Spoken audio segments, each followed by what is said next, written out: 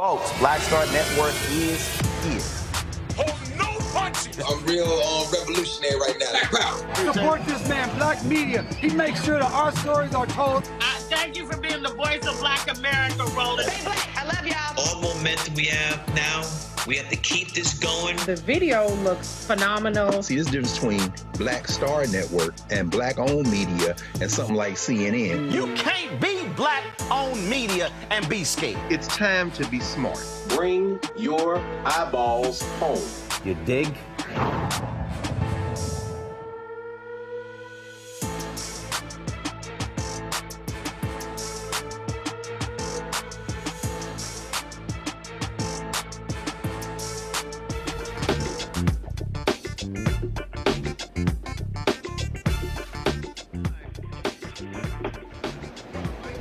Folks, today is Thursday, July 18th, 2024.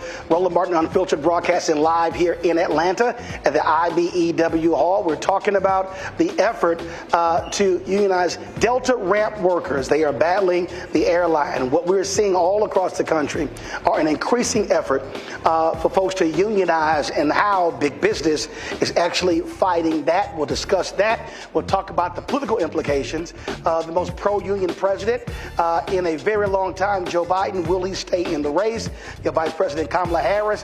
Also, the effort to mobilize and organize across the country. We have seen this happen with Starbucks and UAW and so many others. And so how has America changed its view when it comes to unions? It's time to bring the funk on Roland Martin Unfiltered on the Black Star Network. Let's go.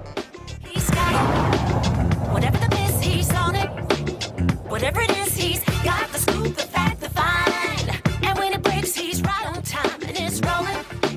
Best believe he's knowing. Putting it down from sports to news to politics. With entertainment just for kicks, he's rolling. It's on go, roll, roll, y'all. It's Roland Martin, rolling with Roland now. He's funky, he's fresh, he's real, the best, you know he's Roland Martin now.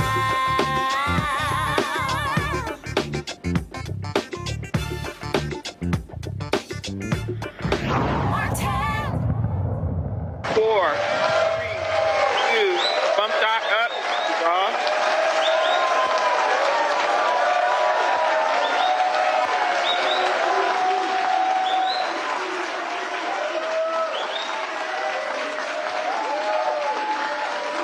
In Atlanta, the EW Hall, for a special presentation of Roland Martin Unfiltered. And we're talking about what we're now seeing all across the country, and that is workers who understand when you look at companies with record profits and how they're not necessarily sharing those with workers. You got folks who are demanding better wages, better conditions, and the way to do that is through collective bargaining. And so here in Atlanta, what you have going on is the effort when it comes to unionizing Delta ramp workers. Now, many of us fly, and we just walk right past folks all the time. When you're getting on and off the plane, the folks who are sitting here taking the bags off, when it comes to also making sure that we're able to push back on time, so many people just ignore those workers. But the reality is we saw during COVID what happens when we talk about those frontline critical workers. Without those individuals, a lot of us are screwed. But do we think about working conditions? Do we thinking about them time off? Do we think about also wages? And so that's what this effort is about. And so joining me right now to get this conversation started is the General Vice President for the IAM Air Transport, Richie Johnson. Richie, how you doing? I'm doing great, Roland. Thanks. All right, so let's get this set off. First of all, again, for the folk watching who ain't got no clue what ramp workers do. All right, well, your ramp workers are the folks that get your bags on the plane, make sure that they're there when you land in your destination. They do a very physical job, but it's also a very dangerous job. You know, a lot of people don't take into consideration just what they go through on a daily basis. You know, you're around jet engines. There's a lot of heavy equipment out there. A little noisy. It's just a little bit noisy. And let's not forget the weather. You know, this time of year, it's extremely hot. In the winter, it's very cold in a lot of the destinations. So these folks, you know, they do a critical job. And it's not just about picking up a bag and throwing it on a plane. I mean, they're making sure that your stuff is taken care of. Folks don't realize in Texas and Florida, where you had Republican governors who actually had laws passed where they said cities could not mandate water breaks for folks who work outdoors. And a lot of people just act like that was no big deal. But when you're having to work outdoors in the heat, in the cold, you're thinking about stuff like that. Of course. And look, you know, in the case of the other carriers that are all unionized, they have an advocate on their side. They have somebody making sure that those things are being taken care of. And, you know, you've got a lot of Delta workers here, and they'll tell you when you have an opportunity to talk to them that that's not what's happening out there on their properties.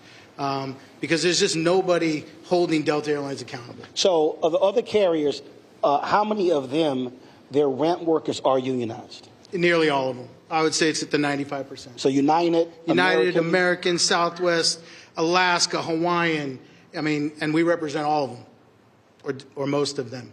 How long has this fight with Delta been going on? Oh, it's been going on for decades and decades, but it really reached a pinnacle, when there was the merger between Northwest and Delta Airlines. At that time, the Delta folks were represented by the Machinists Union, my union, and there was an election. And so, we lost that election by a very narrow margin. I think it was about 300 votes. When you're talking about 15,000 people. So 150 people changed their vote, and we're not even having this discussion today. But so that battle's been going on full tilt since then.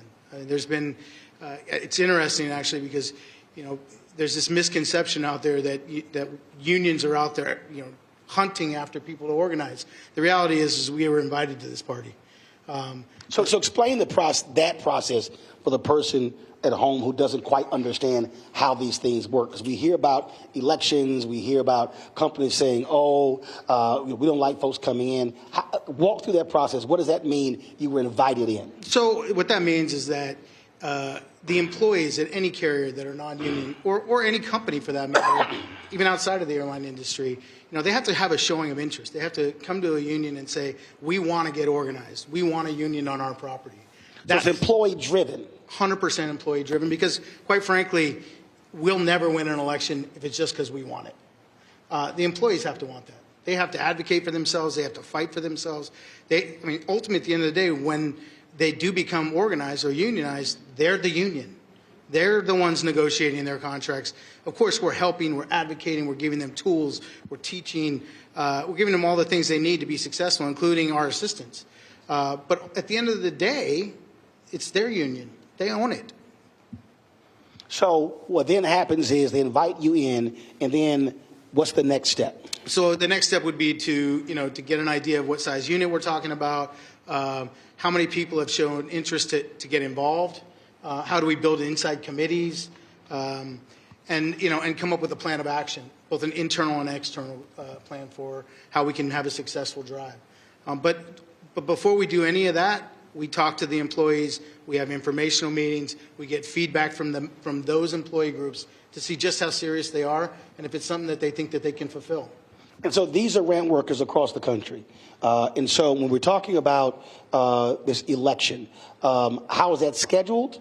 How does that process work? Yeah, I mean, it's a tough process because we fall under the Railway Labor Act, and that's no easy task. There has to be a showing of interest. 50% plus one of the membership has to sign a card saying that they want an election. And when you're talking about a Delta Airlines, you're talking about a very significant number. So basically, you got to have like a pre-election before the election. That's correct. So 50 plus 1% has to say, we want an election. We want an election. Now, we present those cards to the National Mediation Board, who governs the Railway Labor Act.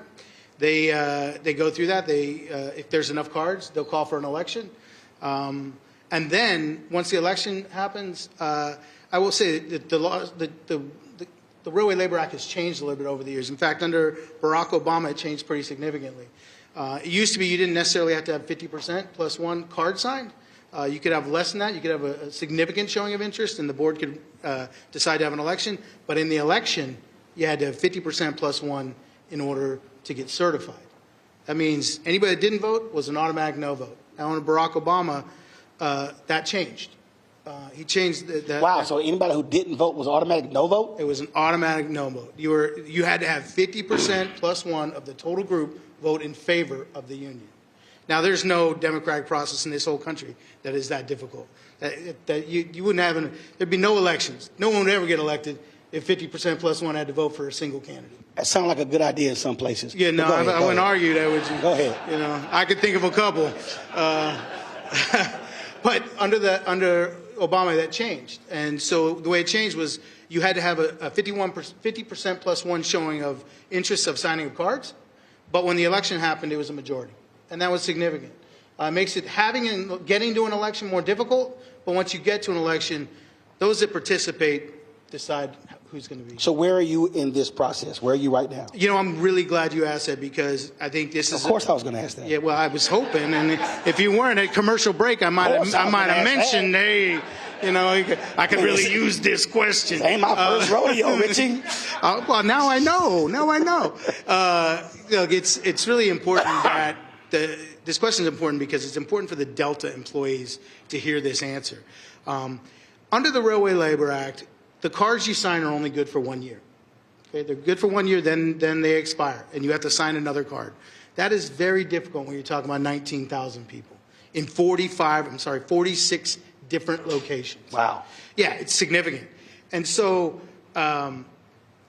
this group of people that's sitting in this audience today, I have to give an enormous amount of credit to both the Delta employees and the folks that are out there organizing, because we started this in November of 2022, and since that time, we have actually collected from the number of people we would need to have an election.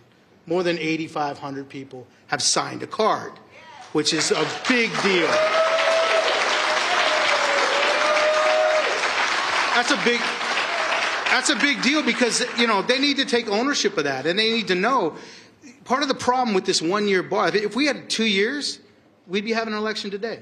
The people's choice would have been made to go to an election. But because it's a 1 year, people get discouraged. They get tired. They sign a card, and the card expires, and it's been 15 years. Are we really ever going to have an election? What's the point? The point is sign another card, because you're there. You did it. You got there. You made it. You got the cards you need. We get those people to re-sign their cards. We're having an election next month. So start November 2022, so expired November 2023. That's so correct. It all starts over again. So for those cards, we got to sign new cards. That's correct. They have to get a new card on file. Right now, you're in the middle of the window from November 2023 to this November. No, that's not correct. Because a lot of those cards we've gotten re-signed along the way. Got it. So part of our campaign is when a card expires to try to get out there and get people to sign another card. So no, we don't. The cards that were started in November of 2023, a lot of those have been re-signed. Got it. But not enough for us to have an election. Right. So between now and November, well, that's what I'm saying. So you have a year. I mean, the cards get signed every month, right? Okay. So there'll be cards that fall off along the way, right? And we have to get those re-signed as we go. Some people didn't sign cards in November. So what number are you trying to hit right now? We want to hit at least 9,000. But I think that the reality is that we're going to come closer to 10 or 11,000 easily, without a problem. So you have until November to do that? No. I mean, our objective is to file by the end of this fall, which would be October of this year. That doesn't mean that the campaign ends. It just means that we believe that window is very attainable. Got it. So that's that process. And so to do that, first of all, I mean, are you going city to city? I mean, how does that actually work? What is the process to get somebody to have to sign a card? Who is doing that? The workers in those particular cities? Are your union doing it? Well, part of the process is coming on the Roland Martin show, and getting the word out. But for us, there's a whole lot of different pieces to this puzzle, right? I mean, we have a door-to-door campaign, just like you would have any other political campaign. Like you would do a get out the vote. We're knocking on doors across the country. We have internal campaigns. We have curbside campaigns. We have internal committees that are Delta workers that are collecting cards on the property. We have our other teams that are outside the properties trying to get people at bus stops or anywhere we can, at the gas station where they fill their cars up, anywhere where we can touch somebody. If we have an opportunity to talk to them, it's a no-brainer. I mean, it's a 70, 80% conversion rate every single time. The problem is, you're trying to reach 19,000 people in 46 different locations. It's hard to talk to everybody. So we made this massive commitment this year that we were going to door knock 100,000 doors. Now, we're talking about 19,000 people, but not everybody answers the door, especially when a stranger comes a knocking, right? So we have to go back. We have to leave our card. We have to continue that process. Okay, somebody at home who's watching or listening, they're saying, I don't understand. If you got 19,000 workers and you're knocking on 100,000 doors, who the hell door are you knocking on? Well, we're knocking on the same doors a lot of times. It's only about 10% of the doors we knock on that someone answers. When they answer, 8 out of 10 sign. But you have a list of who these workers are, right? Yep, so we keep going back. To me, it shouldn't be that hard if they're working with other people. It's kind of like, say, bro, you signed that damn card? Yeah, you would think, boy, but Roland, man, I wish it was that simple, but unfortunately it's not. Man, you lucky I ain't a ramp worker, because I be threatening people. Sign a damn card. Yeah. Well, hey. I mean, like, Well, yeah, lucky for us, we got a lot of those folks in this audience, right? I mean, for me, I've always said I hate parking lot militants. That's the people who talk trash in the parking lot. Man, we need this. And then when you go in the building and then it's time to call somebody out, you're like, hold up, where'd you go? Oh, yeah. You're a parking lot militant. Yeah, but you got to also remember the culture that we're living in here in Atlanta, with the Delta Airlines. This is the mothership, right? And they have told their employees and intimidated them, and told them for years that the union would only hurt them, that it won't turn out to be what they want it to be, that this one-on-one relationship is the only way to go, that if you join the union, it's going to cost you money. I mean, they told them that they should buy a video game unit instead of paying union dues. Yeah, it's like saying you shouldn't have health care. Go play a video game. Why do that? So right now, when it comes to negotiating, them not being unionized, so that's employee by employee. So that's correct. That's it. I don't even know if it's employee by employee. I'd say it's company by company. I mean, I don't know if the employees have any say in their negotiations. You guys not have any say in your negotiations? No, they don't have any say in their negotiations. They don't have any say in what profit sharing may be or what their wages may be. And they damn sure aren't having anything to say about their benefit packages because it doesn't exist. Or what will happen if they get hurt on the job or if they get sick. It's incomparable. Delta Airlines does a fantastic job. And look, I want to work with Delta Airlines. I work with every airline out there. And we have very successful relationships. And Delta is a very successful company. And I look forward to when we get to sit down at the table and negotiate for real with them. But they play a shell game. They give them a competitive wage, which, by the way, the unions drive. We set what the standard is going to be for wages in the industry. And then they go, okay, well, we'll try to get close to that. And then that's it. It's like a painted pretty shell. It's empty on the inside. Well, one of the things that we also see, and we've seen this over the last 30, 40 years, you've seen this battle over, quote, union states and right-to-work states. And when you go back to Reagan being president, the air traffic controllers, where literally there was a marketing campaign to make the word union a cuss word.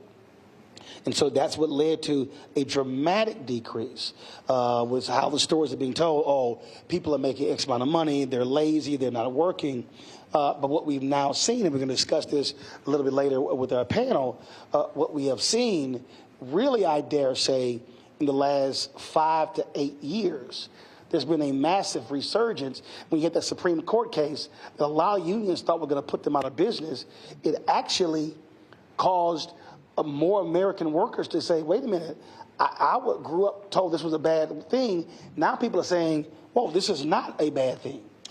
Yeah, I mean, look, I think you're being generous when you say 5 to 8 years. I think it's more like 2 to 3 years where we've really seen the change, at least from my perspective. And it's very evident that, the impact of what Reagan did in the 80s still has a profound effect on the industry, whether it's deregulation or a whole lot of other things that have taken place. But we're seeing this change in the public perception of unions, which is fantastic because our sole objective is to raise people up, is to help workers to make sure that they get what they deserve. Yeah, and that's happening because you're seeing the massive wage disparity. Well, it's not just that. It's also, and I know we're going to get into it when we start talking about politics, but because we've had a president in place, like him, don't like him, whatever, he says the word union, and he says it a lot. Union, union, union, union, union. And so because of that, people, have a different perspective. They say, well, maybe there is something good to this. And by the way, because of that, we get coverage. We're on this show. You see us on the news now. You see what's happening with the UAW. Well, first of all, let me real. Here, people that may not realize. I had to text somebody this today. When TV One canceled my show, a lot of people were upset. And I told people I don't have any time to be upset because I knew what I was launching.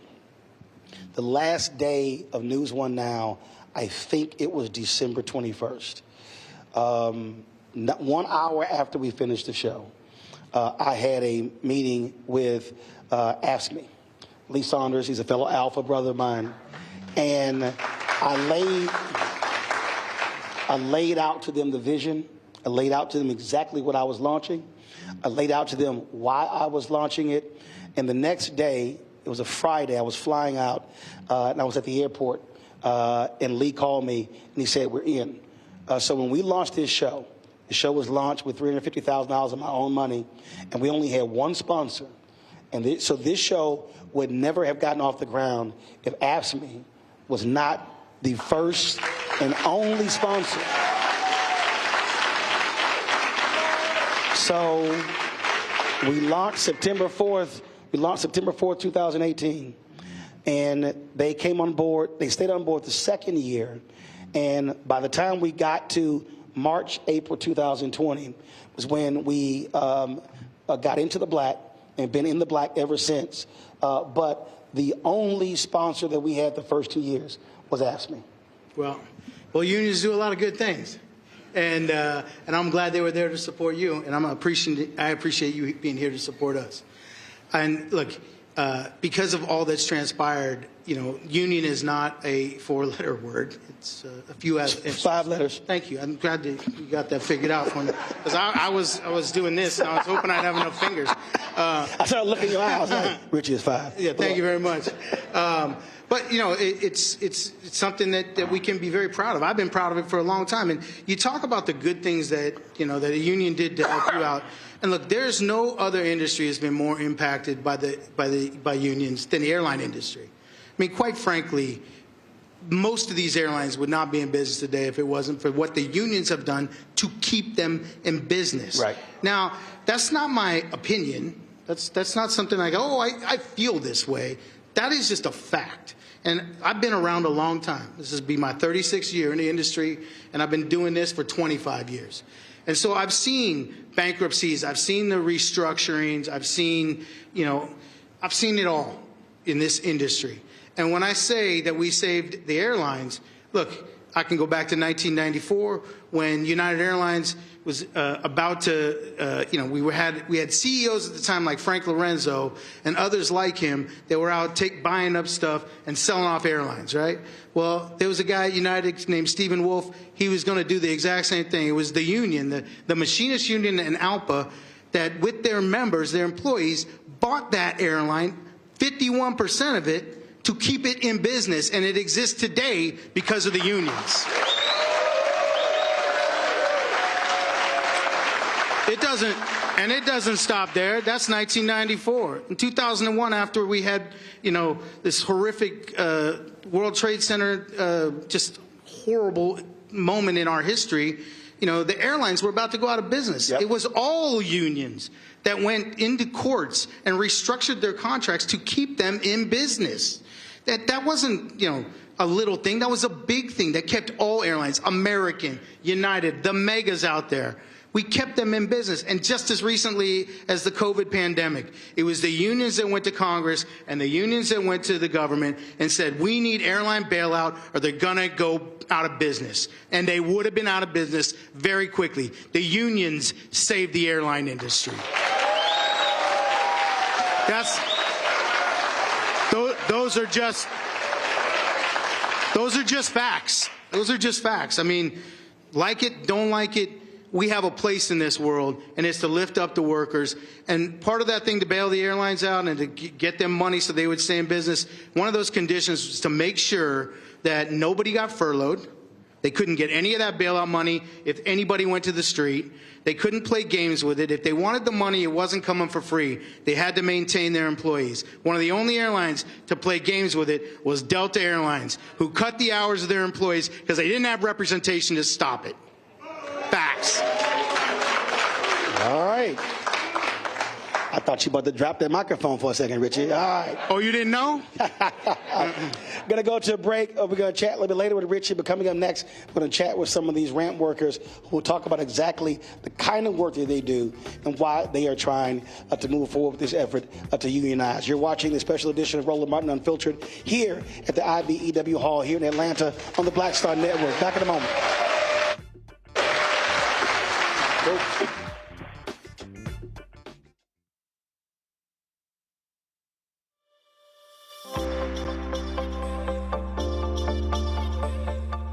Hi, I'm Danny Glover. Sign your IAM card today. Why? Because unionization means representation.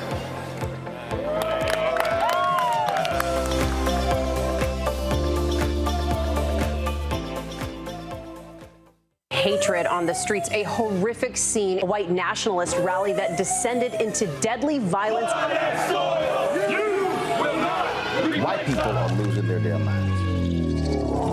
As an angry pro-Trump mob storms the U.S. Capitol, we've seen shooting. We're about to see the rise of what I call white minority resistance. We have seen white folks in this country who simply cannot tolerate black folks voting. I think what we're seeing is the inevitable result of violent denial. This is part of American history. Every time that people of color have made progress, whether real or symbolic, there has been what Carol Anderson at Emory University calls white rage as a backlash. This is the rise of the Proud Boys and the Boogaloo Boys. America, there's going to be more of this. Here's all the Proud Boys, guys. This country is getting increasingly racist in its behaviors and its attitudes because of the fear of white people. The fear that they're taking our jobs, they're taking our resources, they're taking our women. This is white fear.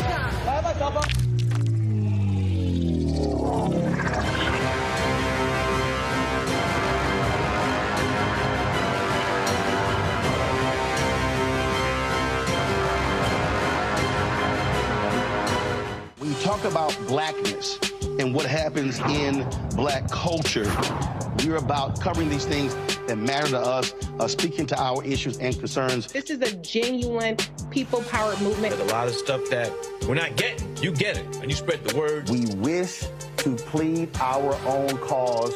Too long have others spoken for us. We cannot tell our own story if we can't pay for it. This is about covering us. Invest in black-owned media. Your dollars matter.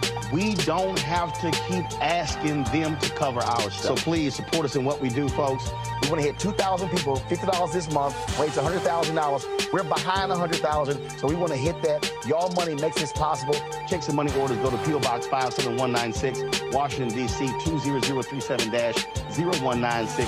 The Cash App is $RM Unfiltered. PayPal is R Martin Unfiltered. Venmo is RM Unfiltered. Zelle is Roland at RolandSMartin.com. Me, Sherry Shepard, and you know what you're watching, Roland Martin Unfiltered.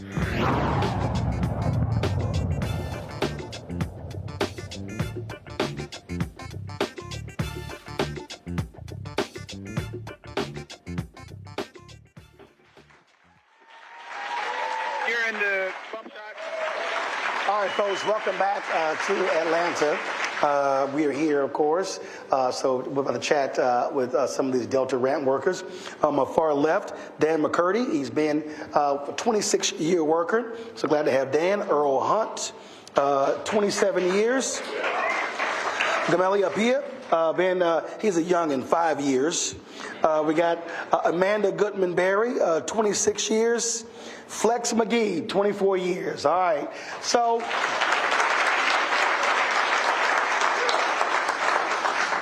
we'll start. Earl, you're the longest, so we'll start with you. Again, for the folk who don't understand, your typical workday. My typical work day, I work on mid shift, so I'm a ramp agent. So my primary responsibility is to make sure aircraft comes into the gate safely. We load and unload in a safely manner. We have guys working on the inside in operations that's doing weight and balance to make sure the plane is balanced at a particular weight so the plane can take off at a safe rating.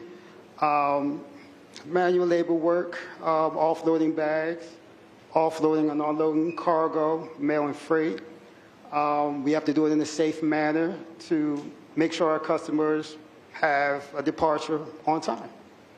Amanda, it's always interesting because, again, I always say we go through this life and a lot of people don't see people who literally right in front of them.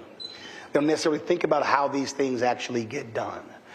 So for you, walk through what you do in terms of and what that job is. Thank you for the question, Roland. What I do on a daily basis, I work in what we call the bag room. So when the bags come down from the top, they come to us. And it's our job to ensure that when your bag comes to us, no matter first class, domestic, no matter what it is, our job is to get that bag out 40 minutes prior to that departure so that, one, the aircraft can go out on time, and to make sure that we get it to the ramp, which is these guys who load the bags. So my job... Like my golf club. That's your golf clubs, yes. And that is in our oversight. Some of y'all heard about that, huh? Some of y'all heard. I'll make sure when I see yours. Every airline I fly, they be like, your bag's good. Your golf bag good.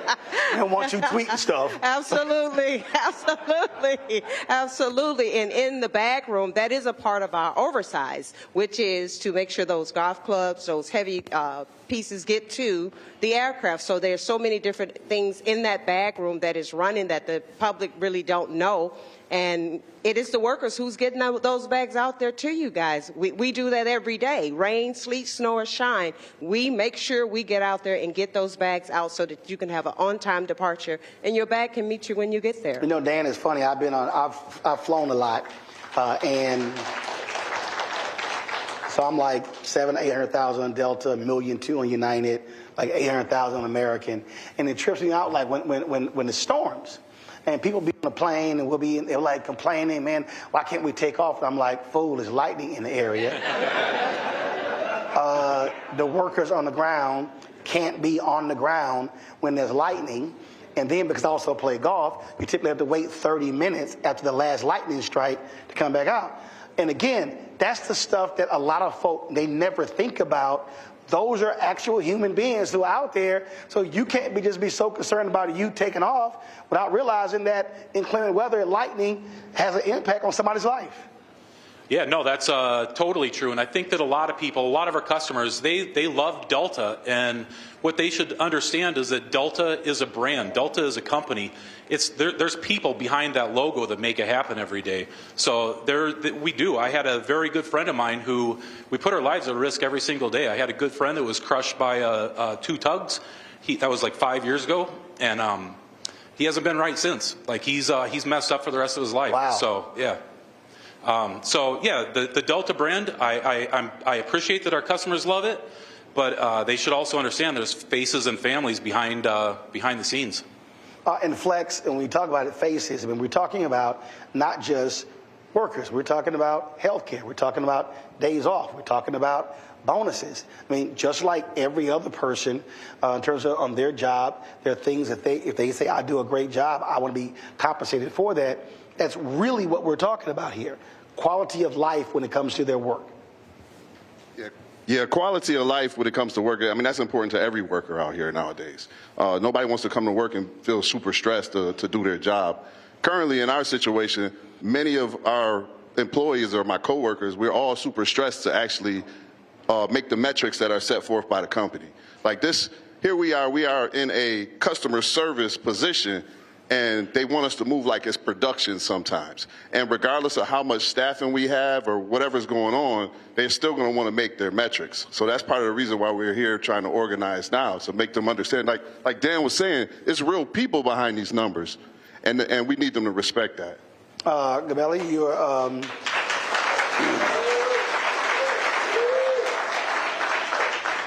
you're the youngin' on this panel.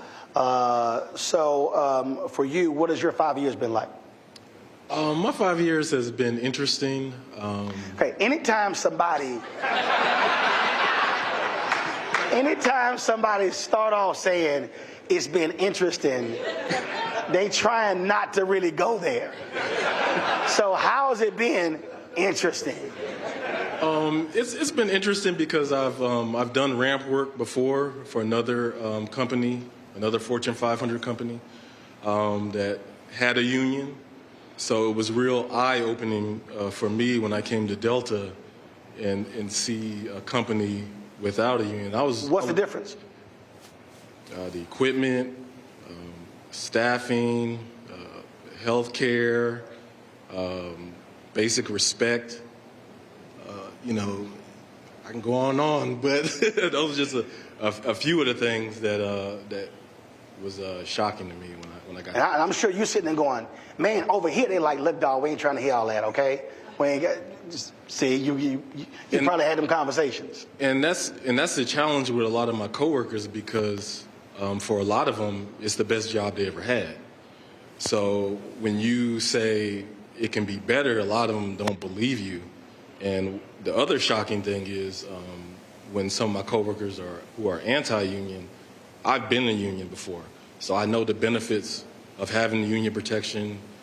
And I'm telling you it's better, and they will argue you up and down that it's not better, but they've never been in the union before. So that's always shocks me. So for the five of you, how have y'all dealt with that? What have those conversations been like, you trying to persuade your coworkers to go along with this? Anybody can jump in.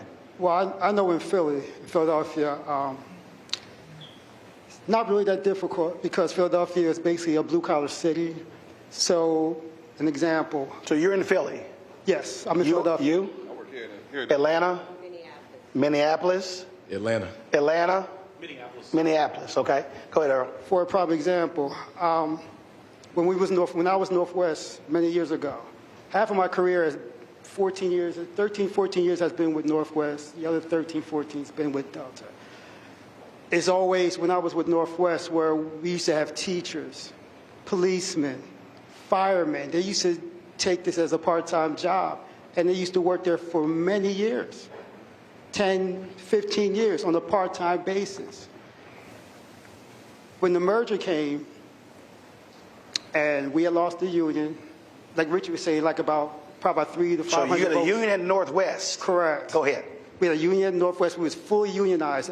6 to 7 work groups was fully unionized. So what happened was when the merger came about, by federal law, there had to be a union election for the survival if the union was going to survive the property or not. So we had lost roughly 300 to 500 votes.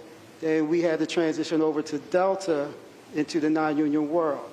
So what happened was, when that came about, all of our work rules, all of our benefits that we had with Northwest was basically gone. For an example, in the Northwest world, we used to have what was called OJI, or on-the-job injury. And what it is, every time you swipe in, you will get an accrual of a certain hour, and it builds up into a bank. And that OJI, that on-the-job injury, was used for if you got hurt, you would get compensated. We used to have sick time at Northwest. Same scenario. You come into work, you swipe in, and it's accrual. It's a bank of hours. When we came over to Delta, it was basically gone. Delta, and the type of work that we do, all 5 of us on this panel, it's a manual labor. It's a labor job. It's physical. Correct. It's a labor job. So when people are stuffing them bags, somebody has to lift, carry, toss, all that. Correct. And when we transition over, Delta workers have no sick time. Delta workers have no OJI time. No sick time? Correct. No sick time. No OJI time. So what happened was when we came over, when the union was voted out and we transitioned to Delta, whatever hours that we had, I'm not sure what the math, Dan, I think you can really get to me on that, is that it was a calculation where it got converted into certified time. But that's something that you will really never use. So our sick time and our OJI time was basically gone. So what Delta uses is called PPT, paid personal time. They use that for anything. If you call out sick, it goes off PPT. If you want to leave early, it goes off PPT. But we don't have a true sick or OJI time. And that's the same thing if you go on short-term disability. We only get 60% of that. 40% is being withheld. So I was hurt. 40% of your salary? Correct. Got it. It's just only 40% of your salary. So, I'm sorry, 60% of your salary. You're only getting 60% of your salary. 40% is being withheld. Yes, it's being withheld.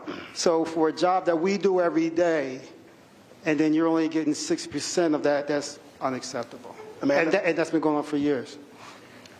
So have you had these conversations with workers, and what is that? Have you dealt with the resistance from some?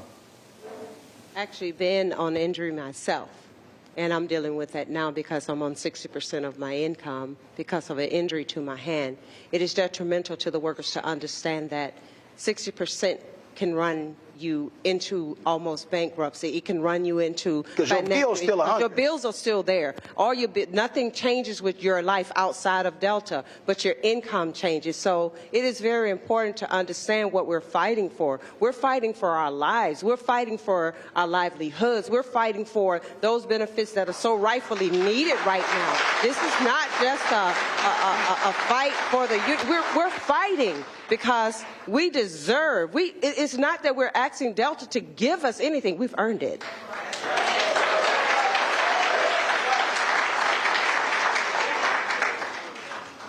Yeah, I mean, I don't know how to follow that up. You're exactly right. We have earned it.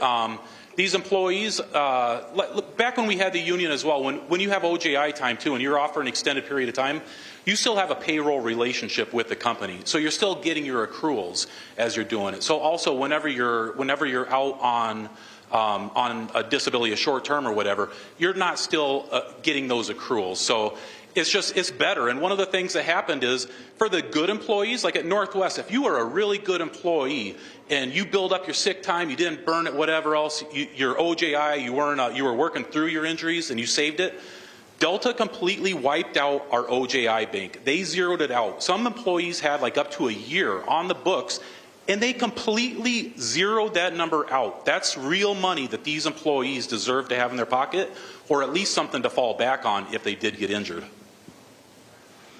When you talked about the conversation, and you're absolutely right, and we've seen this in other efforts with Amazon, with UAW, and others. You've had pastors and other people say, oh, no, don't do this. Because for a lot of people, it's fear. There's the belief that, oh, if we do this, I'm going to lose my job. If we do this, we're going to see massive losses. And so there are folks who say, I would rather not go down this path than the chance that. And so how do you talk someone beyond that? Well, first of all, I tell them it's ridiculous because Delta is already a union company. Our pilots are unionized, our flight dispatchers are unionized, and our co-workers in Canada doing the exact same job as us are unionized. But upper management from Delta likes to make it seem like if we form a union, the company's going to go out of business. So I think the flight attendants are also trying to get unionized too, right? Yeah, they're. So your point. So the point you're making. So the point you're making is not like there's no union whatsoever in the whole company. Exactly. And other thing I find funny is when you look at in our industry, we are the best. That's without a doubt. If you look at all the metrics, on-time arrival for baggage, fewest cancellations, and it's us doing it. But when you look at the benefits and the pay, we're like third in a lot of them areas, or second, or close to the top. So your deal is, if we're number one, we should be number one in pay and benefits. Exactly.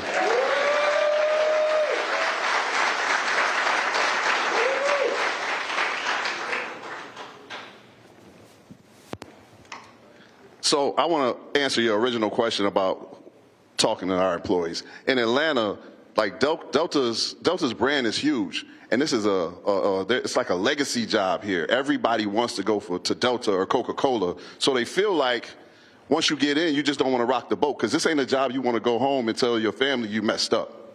So the biggest thing that we have to do as organizers is listen to our employees and their complaints and explain to them how unions can benefit them. Education is the main part. Listening is the first thing, but education is the next thing you have to do to educate our co-workers on the advantages of having a union. Like you hear my brothers and sisters up here tell us about instances of OJI and sick time and how we're number one. We hear this stuff, but people don't always understand how our job plays a part in that. And part of that is the fear campaign that people have with the culture has at Delta. It's a fear. It's a culture of fear. We have to kind of break through that shroud to see people see why it is there's nothing to be afraid of in saying I want to be unionized. Have you also Have any of you leaned on your fellow workers for other airlines to help explain to folk what life is like for them with a union and without? Have you done that? Anybody? I think Dan would be good at that one. Yeah, I mean, our sisters and brothers at the other airlines are helping us out every day to educate our coworkers around the system. And I mean, the beautiful part about it for us is that 4 out of the 5 of us are pre-merger Northwest Airlines. So we've lived basically half of our employment lives as unionized workers, and then we've lived the other half as non-union. So if unions were so bad, you'd think that we would really be trying to go back and pay dues. And it's kind of funny, I mean, the company does all these talking points, like trying to scare the employees away from joining the union and these things. But the IAM is also, they commit to every new group that you're not going to pay 1 single penny in dues until you've negotiated a contract and you voted on to accept it. So would you ever agree upon a contract that is not going to be more than what the dues gets you? It's just, the unfortunate part is the company has, they have the audience. They can reach every single employee in the stations that we have, and it's very difficult for us to counter that because we're out working flights. They've got an advocacy policy that is very tight against us. I can remember years ago, they were putting up flyers and leaflets and these 7-foot banners in our hallways. Well, that's not owned by Delta. That was leased by MAC. So we said, you know what? Let's go ahead and let's go get a 7-foot banner and put it right by there, a pro-union banner, put it right by their banner, see what happens. Well, we did it. You know what happened about an hour later? They went out there, they not only had the Metropolitan Airport Commission remove ours, but they removed everything that they had, whether it was union or not, from their hallways to make sure that our pro-union message was taken down. They had occupied that area for years, and then once we try to get an equal voice, they squash it by removing our stuff. So, you know, this is an unfair fight, but you know what? The workers are realizing it, and they are standing up, and our other sisters and brothers from all around the system are helping us.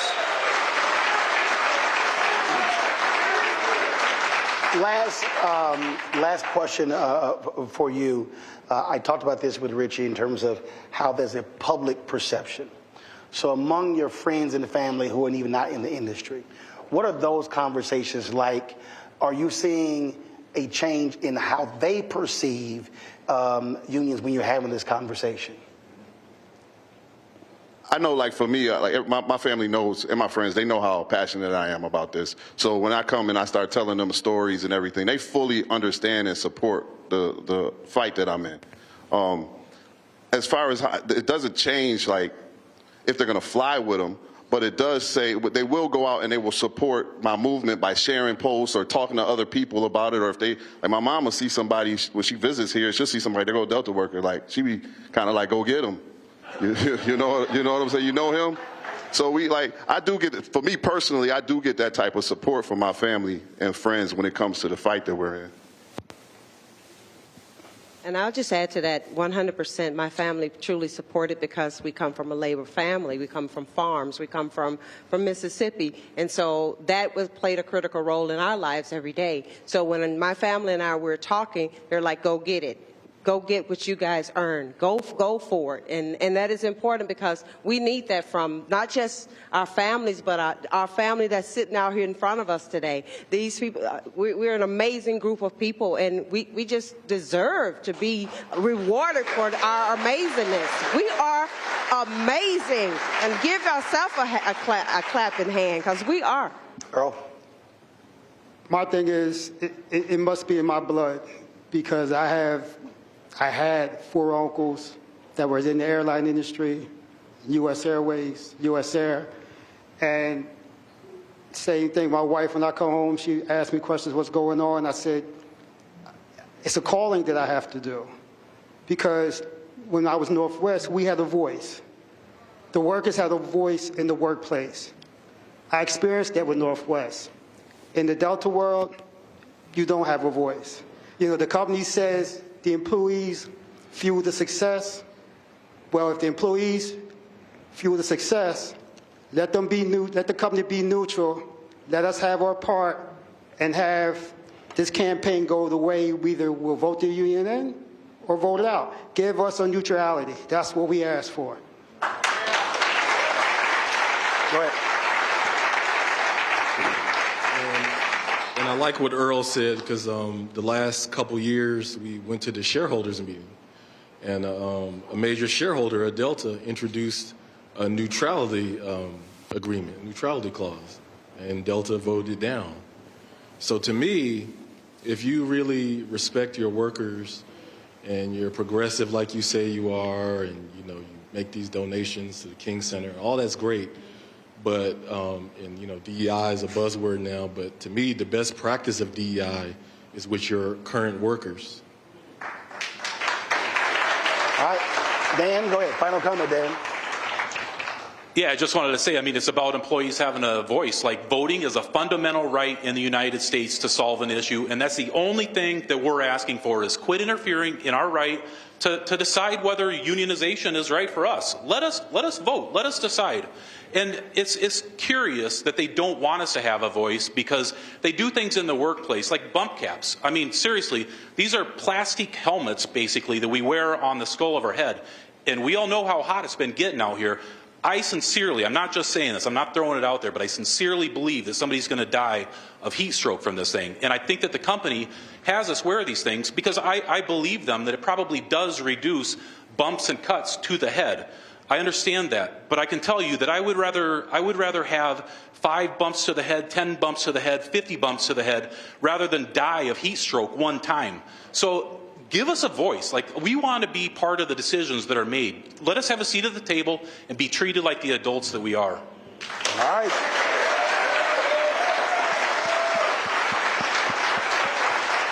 Appreciate all of you sharing your stories. We're going to go to a break. We come back.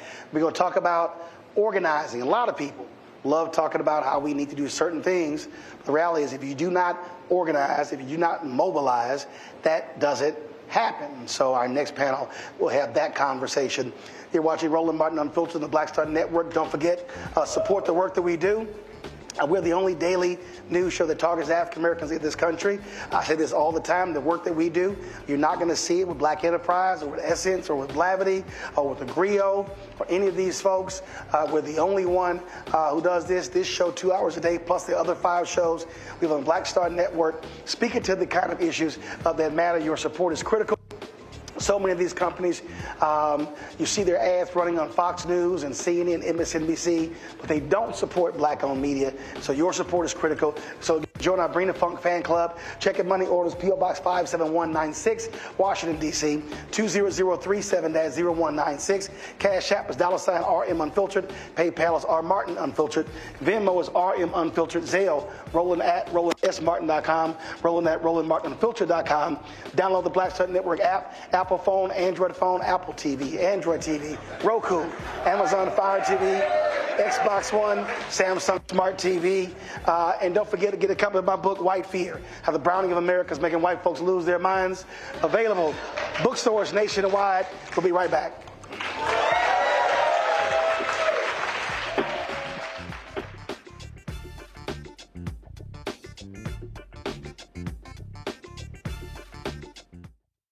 Coming soon to the Black Star Network. I still have my NFL contract in my house. I have it in a case. It's 4 of them for my 4-year contract. I got a $600,000 signing bonus. My base salary for that first year was $150,000. Matter of fact, $150,000. $150,000. That's what I made. $150,000. Now think about it. My signing bonus was a forgivable loan, supposedly. When I got traded to the Colts, they made me pay back my signing bonus to them.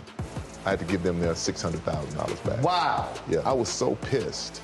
Because, I try to be a man of my word. I'm like, you, I'll give you your money back. Even though I know I earned that money, right. I gave them their money back. I gave them $600,000 back. But yet, I was this malcontent. I was a bad guy. I'm about the money. It wasn't about the money. It was about doing right. Because I looked at, because you look at contract. Look at John Elway. John Elway was making $1 million, $800,000. I was making $150,000. I was doing everything. And I'm like, but yet I got so many letters, so I just play for free and all that kind of stuff. You don't forget that kind of stuff. Right. That stuff is hurtful.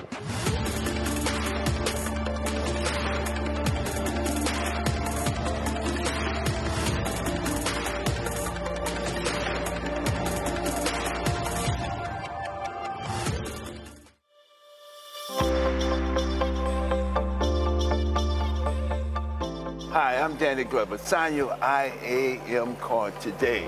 Why? Because unionization means representation.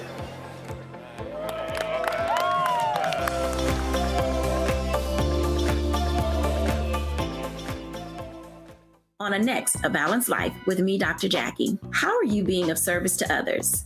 Doing for someone beside yourself is such a big part of living a balanced life. We'll talk about what that means, the generation that missed that message, and the price that we're all paying as a result. Well, now all I see is mama getting up in the morning, going to work, maybe dropping me off at school, then coming back home at night. And then I really didn't have any type of time with the person that really was there to nurture me and prepare me and to show me what a life looked like and what service looked like. That's all on a next, A Balanced Life with me, Dr. Jackie, here at Black Star Network. Hey, it's John Murray, the executive producer of the new Sherry Shepherd Talk Show. You're watching Roland Martin, Unfiltered.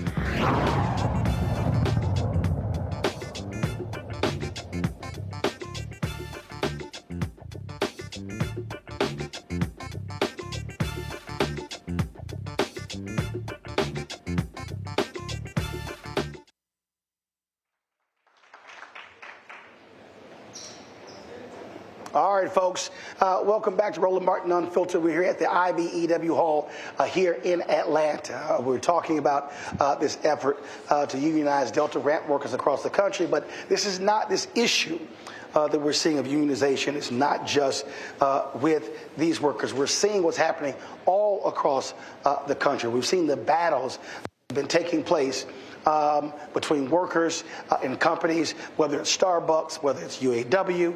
I mean, we can go on and on and on what we are seeing. You're seeing right now where a lot of these billionaires are literally trying to get the Supreme Court to rule against the National Labor Relations Board. And so people need to understand what is going on here. This is also a political battle between folks who are Republican, conservatives, and folks who are Democrats and progressives. And so don't think for a second where you hear lots of stuff this week out of Milwaukee talking about workers and why they matter.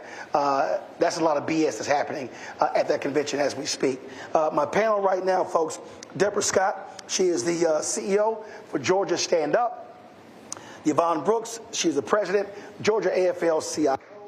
And back of the panel is Richie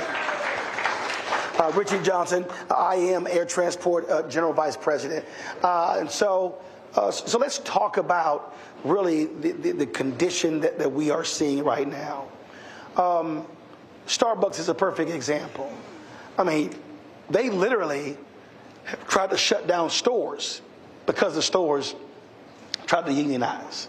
I mean, you have folks who are billionaires who are putting a level of demand on workers across this country. We saw there was a recent vote where you had the governor of South Carolina weighing in on these efforts. You've got politicians saying, oh, this is going to kill us because a lot of these southern states, they're trying to attract major companies, Boeing and automotive companies as well. And so what people have to understand, you have regular, ordinary people who are going up against major corporate interests and billionaires who do not want to see workers mobilizing and organizing. So first I would say, when our rights are under attack, what will we do? What will we do? Stand up and fight back. That's what we're going to do, is stand up and fight back. We are in the home of IBEW, but we're also the home of the South. Everything that happens in the South starts here in Atlanta. Atlanta influences everything. So we know Delta comes to Atlanta. We know these workers deserve a union, and we're going to keep fighting for it. We are part of the community, and the community stands with you. What I see when I see IAM, I remember Martin Luther King saying, I am a man. I am a human. I am a woman. So what we see is that you are deserving of a union if that's what you want. We support you. You can't win this alone, and we stand here with you. We believe in organizing, mobilizing, and strategizing, and this is the perfect time. This is an election year. So as you sign those cards, those union cards, also make sure you register to vote and get it done.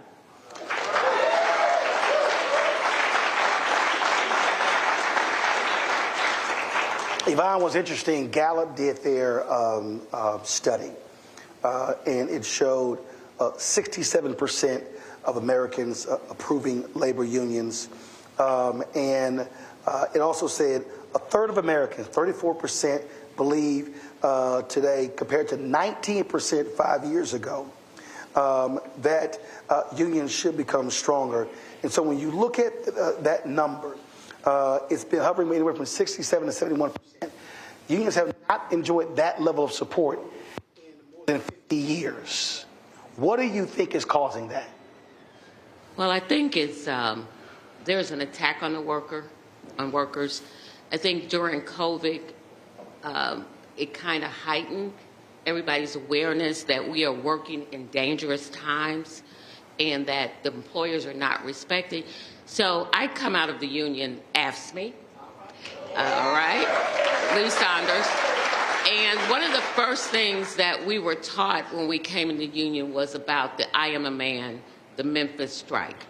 It was community and labor and the clergy coming together. Folks are starting to realize, and why is that important? It's important because the people that work in these industries also go to those churches, participate in those clubs, coach soccer teams. And so if they don't have the time or the respect from their employer to get that time to go and help and be in those communities, then it becomes a problem. And people are understanding that they are worth more. And I know we talk about wages and working conditions, but the most important thing to me is safety. And when we hear about these organizing campaigns, because they call my office all the time asking for a union, we don't call them, as they said, Richie said, we don't go hunt them out, they hunt us out. And once they call, their biggest thing is that I'm not being treated fairly on the job, it's not safe here, that, you know, I'm dealing with electricity, but there's water coming in, you know, common sense things. But if you don't have a voice, then you're afraid. So I think people are getting their voice. They're sick and tired of being sick and tired. And they're understanding their power because they have power. These Delta workers have power because they have come together and they have not. I've been in this position or a position similar to this for the last 13 or 14 years, and these Delta workers have not stopped. They continue to go on. If a card expires today, they go back out and get it today. If it expires tomorrow, they go get another one. But they're up against a big company, and it takes away their power. And it's the same thing that those sanitation workers were up against in Memphis. And Dr. Martin Luther King stood up for them and said, these are our community, so we have to stand up with them. And it's the same theory, and we continue to work. And as you know, it's not just about unions. This is about workers and community. Richie.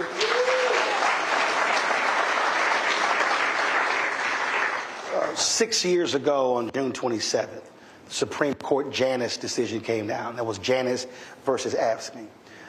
And what that said is it allowed non-union government workers, they wouldn't be required to pay union fees as a condition for working, even though when they still negotiated contracts, those folks were a part of that. Yeah. And I remember having Lee Saunders on, and a lot of unions thought that this was going to be a union killer. One of the things that he said that what it did was it forced unions to have to stop being lazy and tell their story. It forced them to be more aggressive in being able to explain to people, to hit the ground. And that's one of the reasons he said we've seen the resurgence. Control room, pull a graphic up if you already have it. I want to show this here to the folks at home so they can understand the change that is actually going on. And that is the high point of Americans approving unions was in the 70s, in the 50s. It was at 75%. Reagan comes in 1980, it drops to 55%. It goes below a majority for the first time around 2010. then all of a sudden it begins to go up. So now you have anywhere from 67 to 71%, almost as the highest point ever where Americans are approving of unions.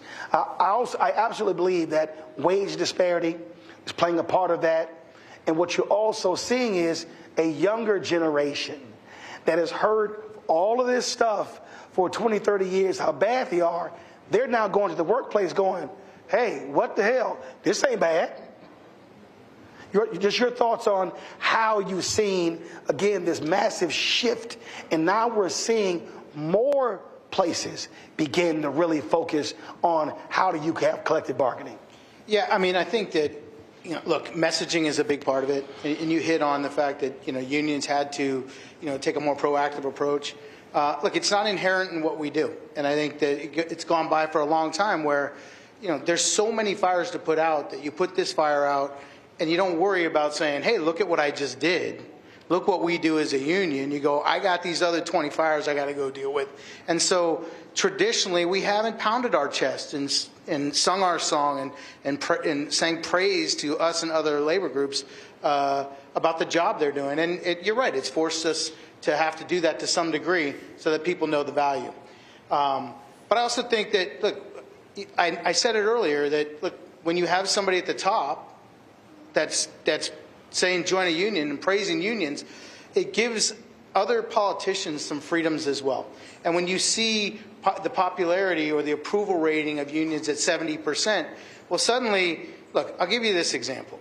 At Delta Airlines, we're doing things that we've never done before in this campaign, which is to ask politicians to come out and support us. Well, we've asked in the past and gotten from some of our biggest supporters, kind of the shoulder shrug. And it hasn't happened. And so, but this go around, it's different. Like, because of what's happening out there, because of that approval rating, because we have someone out saying at the top, you talk about Reagan decimated, right? Well, he was the top dog. He was the top dog. And now we have somebody that's there that's saying, hey, join a union. I'm going to help unions get stronger. I'm going to help them. And he's done that. Well, he was just, I think it was the NEA just had a convention, and he was supposed to speak. But because the staff at the NEA launched a picket, he wouldn't speak. Well, look, he also walked the picket line for the UAW. And by the way, when we had our issues with the railroads and the world saw it, it was on a national stage, he said, what do you need from me? What do you need? He literally, I was at the AFL-CIO convention. He came to us, not his people. He came to us. Joe Biden came to us and he said, what does the Machinists Union need me to do to help with this rail situation?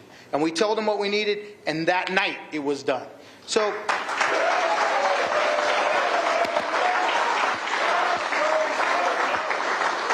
when we asked Delta, we asked congressmen and women to support us in this drive, we weren't sure what we were going to get. But you know what we got? 150 congressmen and women that signed a letter of support asking for neutrality. That's a big deal. And I mean, I could say, and I can say proudly too, that it was not just Democrats. There were 5 Republicans of the 150, 145 Democrats. Just saying. But there were 5 Republicans that have fought for us, and when they fight for us, we'll support them too. And then we asked the Senate to do the same. And the senator out of California, LaFonza Butler, senator from California, she spearheaded it. We now have 28 senators that have signed on to this, including the senators here in Georgia, Senator Warnock and Senator Ossoff, that have stepped up and signed on to this stuff. So, look, we have to do a better job of messaging. We have to get out there and tell them what we're doing. I know from my organization, we talk about that all the time, and we've done that, and it's important to tell our story. Just like it's important to tell the story I told earlier about the role that unions have played in the airline industry, it's important for us to tell the story of what unions are doing for everyday workers every single day to make their lives better. So with that, obviously I got to get your thoughts on what's going on right now. Unions have stood strong with President Joe Biden. They reaffirmed their support for him. But based upon what's happening right now, he likely is going to pull out by this weekend. Massive pressure against him. Former Speaker Nancy Pelosi. Washington Post has a story saying that essentially Obama thinks he can't win. Reverend Al Sharpton gave an interview with the New York Times today, said they talked on Monday, and he said the president should be thinking about his legacy. And so what do you make of literally the most pro-union president in decades, somebody who has done amazing things? You talk about the Teamsters pension, if you talk about with the railroad workers, all of those different things. You have a battle, a war going on right now, and it's not just a war for a lot of Democrats, donors trying to get him out. I've been saying this here, they also want to get Kamala Harris out. So I'll start with you. What do you make of what's literally in front of us, where they could make it a lot easier and hand this nation over to Donald Trump and MAGA? Well, let me first start by saying I am nonpartisan. Georgia Stand Up is nonpartisan, right? But which means you can endorse, but you can analyze. Yes, I'm going there. Yes. So what I would say is the value proposition is really the voters and the people. It's really about the people and the power that they have. They have the power to elect whoever they want to, in any manner. So we want to make sure that people get registered to vote and actually go and vote early.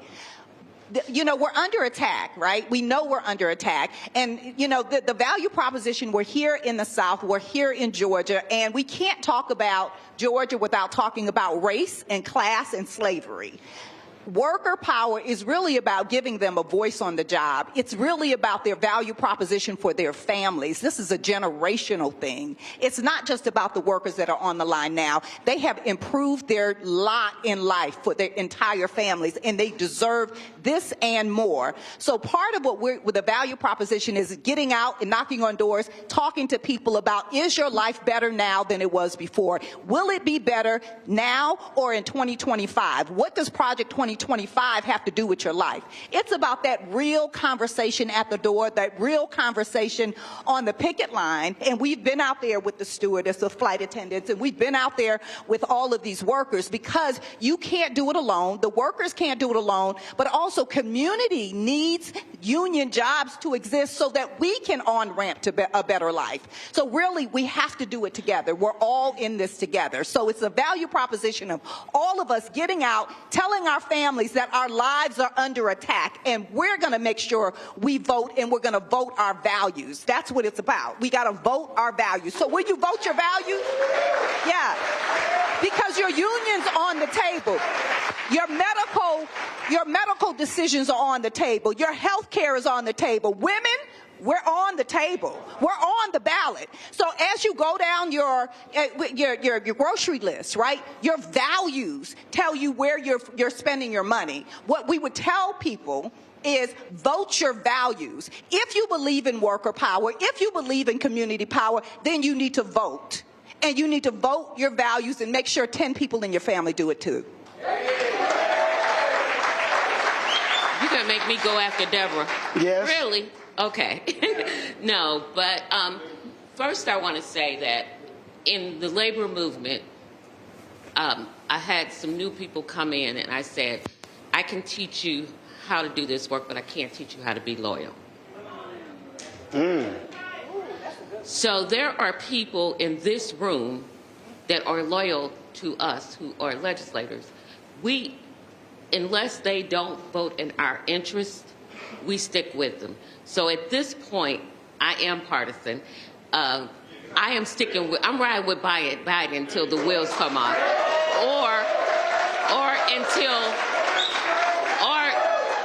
until my leadership decides to make another decision. Because there is a loyalty among us that we should remain. And it's kind of disheartening to me that there's a loyalty on the other side where it shouldn't be, and we're not having a whole lot of loyalty here. The other part of that, let me, and I just want to get this piece out. Georgia is #1 place to do business. It's number 48 for workers. what is... Wow. Okay, so this is why these young men and women are sitting here fighting for their rights. The money, it's not like the money is not being made. It's who it's going to.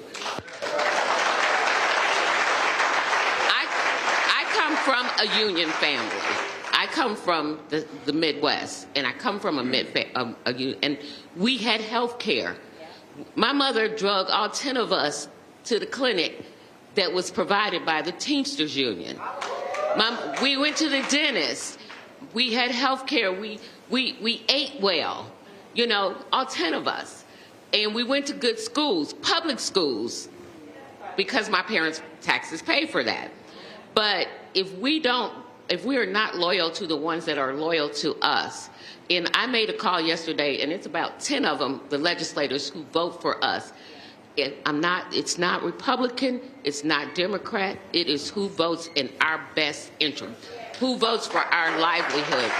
And right now, we are under attack because our governor, along with some other Southern governors, declared a war on unions. But guess what? What don't kill you make you stronger. We built capacity around the stinking bill that he put up at the Capitol. We built capacity. Our members are more engaged and understand what's at stake now. So thank you. Richie, we saw a lot of unions being ticked off this week with the Teamsters president spoke at the Republican National Convention. How'd I get that one? Yeah, I'm glad you got it. Bring it, Roland. Sure. And there were folks who were saying that wasn't a sign of loyalty, especially when it was Democrats that saved the Teamsters pension. The reality is, if you're a union, look, you want votes from both sides. What message did that send? And you still have to deal with the reality that that's a party that is absolutely opposing nearly every union effort in America. Yeah, I mean, first of all, can I just quickly answer the question before? Go ahead. Because my membership deserves to hear the answer to this. Go ahead. We are the only union in the country that let our membership vote and tell us who we were going to endorse. And my membership endorsed Joe Biden.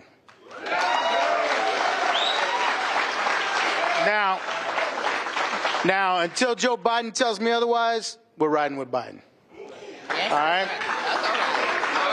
That's just, hey, I gotta tell it like my members have directed me to do so. Right. As far as Sean O'Brien. Sean O'Brien, I know him well, actually. And I'm not sure where the idea or who advised him or why he thought that was a good idea. I can say personally that there's no way on earth that I would do that for a wide range of reasons. And look, I have a significant portion of my membership that are Republicans. They have an opportunity to vote too, right? And so maybe he was thinking, I've got members that are Republicans, I got members that are Democrats. I don't know what his mindset was or why he did what he did, but the problem with that is that he compared Democrats and Republicans and when it comes to labor, and there is no comparison. There just isn't. I mean, again, it's not my opinion. These are just facts. As you said, 145-5. Well, not just that. Let's talk the PRO Act. Yeah. All right? The PRO Act is the most pro-union legislation. Okay, there's somebody watching, listening. They don't know what the PRO Act is. What is it? It's about making organizing, just to simplify this, making organizing more realistic and easier to do. Got it. And, you know, it's not like a huge advantage, but it changes the dynamic so that it makes it more of a possibility. It's the most progressive language in that regard for the labor movement in my lifetime, okay? And there are 48 senators that have signed on to the PRO Act, and they're all Democrats, every single one of them. Republicans, by the way, out there listening, if you're listening, by all means, sign on. We'd love to see you. We want you on that sheet, just like those congressmen that signed on to our letter with Delta. You support us, we'll support you. But that doesn't happen. That's just not a reality. I mean, look, whatever your personal views are, if you're talking about from a labor point of view, there's only one party that supports us. But not completely. There are those random folks out there. There are a couple of them that have been supportive, but it's very rare. And you know, you can do not take my word for it. Whatever you're doing, I'm looking at the camera. Don't trust what I'm saying. Go look up their voting records. It's very public. You can see what people's voting records are on labor issues. Like I saw when Trump picked J.D. Vance, I saw something in this. This person was like, "Oh my God, he's great for workers." Then the AFL-CIO put out a graphic and it was like 0, 0. Yeah, I mean, like, so it's kind of hard to say you're great for workers. Then the AFL-CIO goes, you get a 0 and a 0. Well, look, photo ops are nice, great. Thank you. You showed up at a picket line or you showed up at something. That's great. How did you vote? Right. How did you vote? Because the rest of it's all nonsense. I think there's a video. It may have been a UAW vet. I can't remember. So he shows up. J.D. Vance shows up, and he wants to shake the hand. I don't know who the woman was, the union leader. She's kind of like, okay, fist bump, yeah, okay, glad to see you. I mean, and then I think somebody asked him, and it was his first time ever. And to your point, that was her attitude. No, I'm not about to show you lots of love because you came for a photo op. Look, talk is cheap, all right? And, you know, don't smile and nod at me and then vote against what's in the best interest of the people I represent, because it's absolute garbage.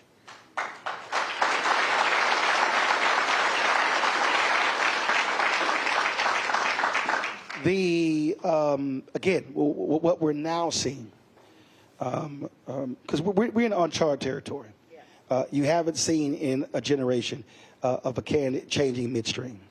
President Lyndon Baines Johnson chose not to run in 1968, and so everything is in disarray. But I will say this here.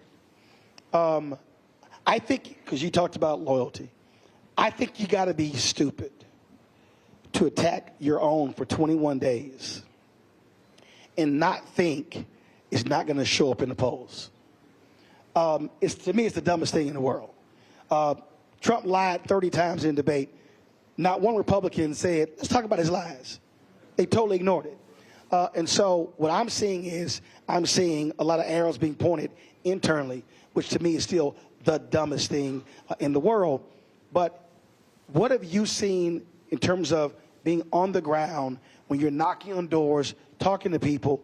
What are you seeing and hearing based upon the crap that we've seen over the last 21 days since this debate took place in this city 3 weeks ago? Well, first of all, voters have been holding it down, and black women in particular have been holding it down. And so shout out to black women holding it down. And so when we're having these conversations, we're talking to Mrs. Johnson and Mrs. Jackson and asking them about their kitchen table issues. What are the things that are affecting you? What is happening with your family? What is happening with your young folks? And what they're saying is that they feel scared about what's happening in this election. But what they're going to do is to make sure their families come out and vote. So they're going to get mobilized and organized. What we're hearing is that it's about the workers. It's about the economy. It's about how our lives can be better.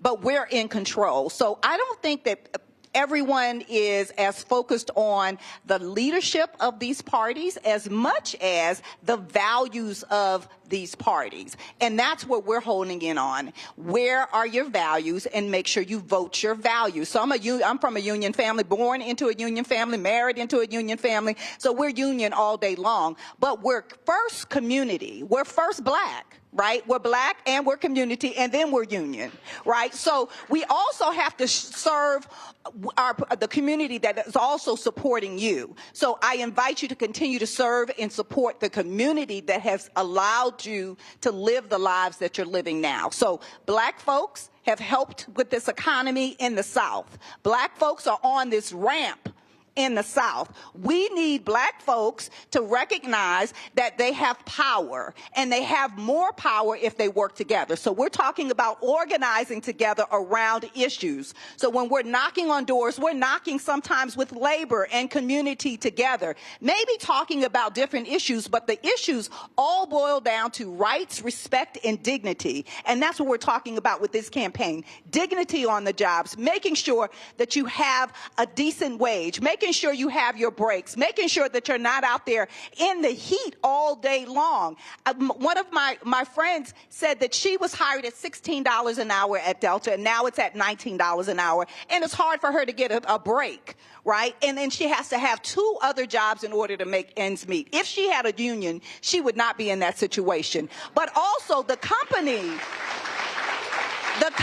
has told them, well, if you sign those cards, you may not get your bonus in February. Right? Do y'all get bonuses in February? So, yeah. So your chair, that's a fear tactic. Don't fall for it. So if you're listening, if you're a worker on the line and you're scared to sign a card, what we say is we're not scared. We're not scared. Don't be scared. Sign the card. Organize, organize, organize, organize. When our rights are under attack, what are you going to do? Sign the card and organize. Organize, organize, organize. So when your rights are under attack, what will you do? Stand up and fight back. Yvonne, I've been having a lot of conversations with people over the last several days. And what I've said is you've got rich donors who have said to Joe Biden, we're holding our money, we're pulling our money. One guy's on the record is telling Adam Schiff, if you do not come out against him, and if the other senators do not publicly come out against him, I'm not giving y'all any money. And what I've said is, donors may have lots of money, but they only got 1 vote. And the reality is, you cannot win an election without the votes of the people. And what I've been saying to people through my social media, on this show, is you are the ones who decide the leadership. So these donors can get in these rooms, and these fat cats can decide if they control the party. But the reality is, folk got to speak up. And I've said, listen, if President Joe Biden opts not to run, there's going to be a civil war if they don't pick Kamala Harris. And I've said to people, let them know, F around if you want to, but it's about to be a problem. You're about to find out what's going on. Because, to your point, if you don't have the people, you have nothing. You kind of need them, and that can't be lost, I think, on a lot of these, elite Dem operatives that regular, ordinary folk chose Biden Harris. And if you're going to beat Trump, that's the only way you're going to beat him. It's not going to happen with some rich donors in California.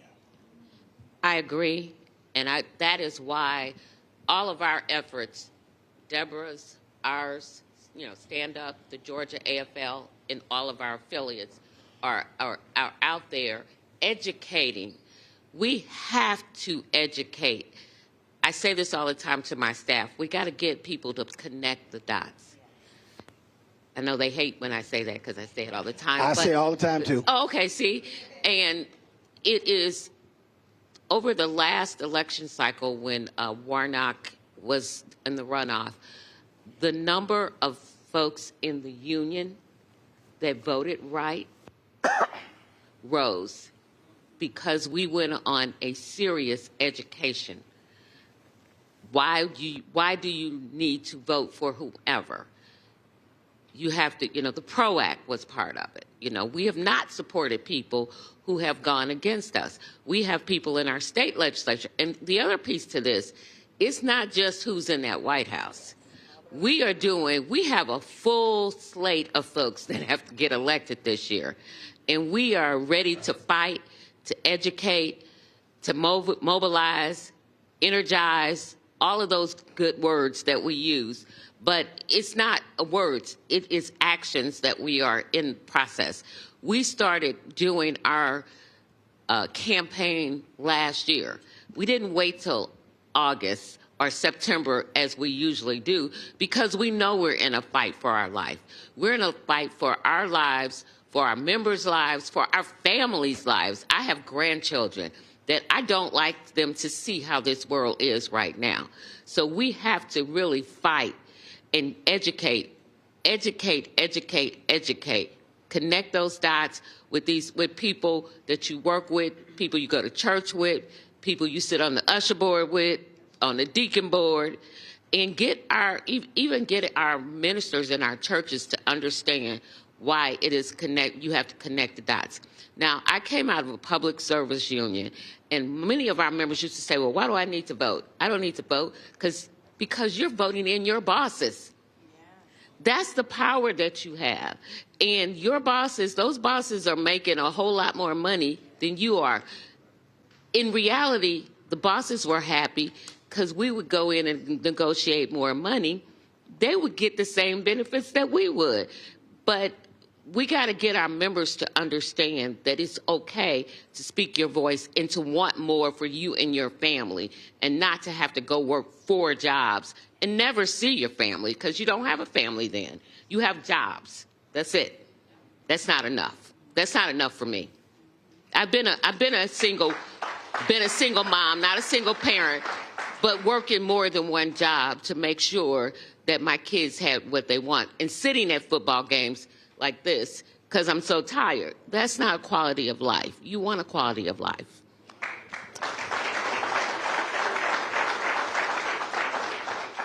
Rich, I travel this country a lot, and it's interesting.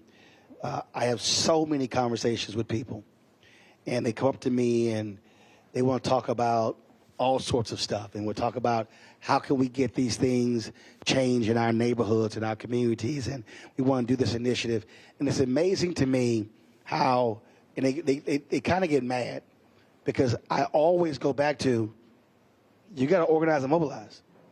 And they look at me like I'm crazy, and I try to explain to them, I had parents, didn't go to college, but cared about our community. They were co-founders of a civic club, and that's all it was. Just regular, ordinary people who said they wanted to change stuff, and they sort of pinpointed this issue, this issue, this issue, and to your point, connect the dots. Is that the city, is that the county, is that the state, the federal? Who's that person? Who's that commissioner? If it's law and order, who's the police commander? All this sort of stuff. So I saw that at 5, 6, 7. So that's my entire life. And I think part of this, and is sort of what you alluded to, what some of the workers alluded to, is that people believe they don't have any power. But I keep saying you do if you use it. So just for a person who's watching or listening, just speak to that. The person who just walks around thinking that they are powerless and they can't do anything. Well, to that person, I think you're not paying attention, because everything that we've seen change in this country, everything, has come from the people. It hasn't come from politicians. Politicians react to what they're being told by the people. Okay? We can do as recent as the guy that's running for President Trump. He suddenly changes his position on abortion. He wanted a national ban on abortion, but the public didn't want that.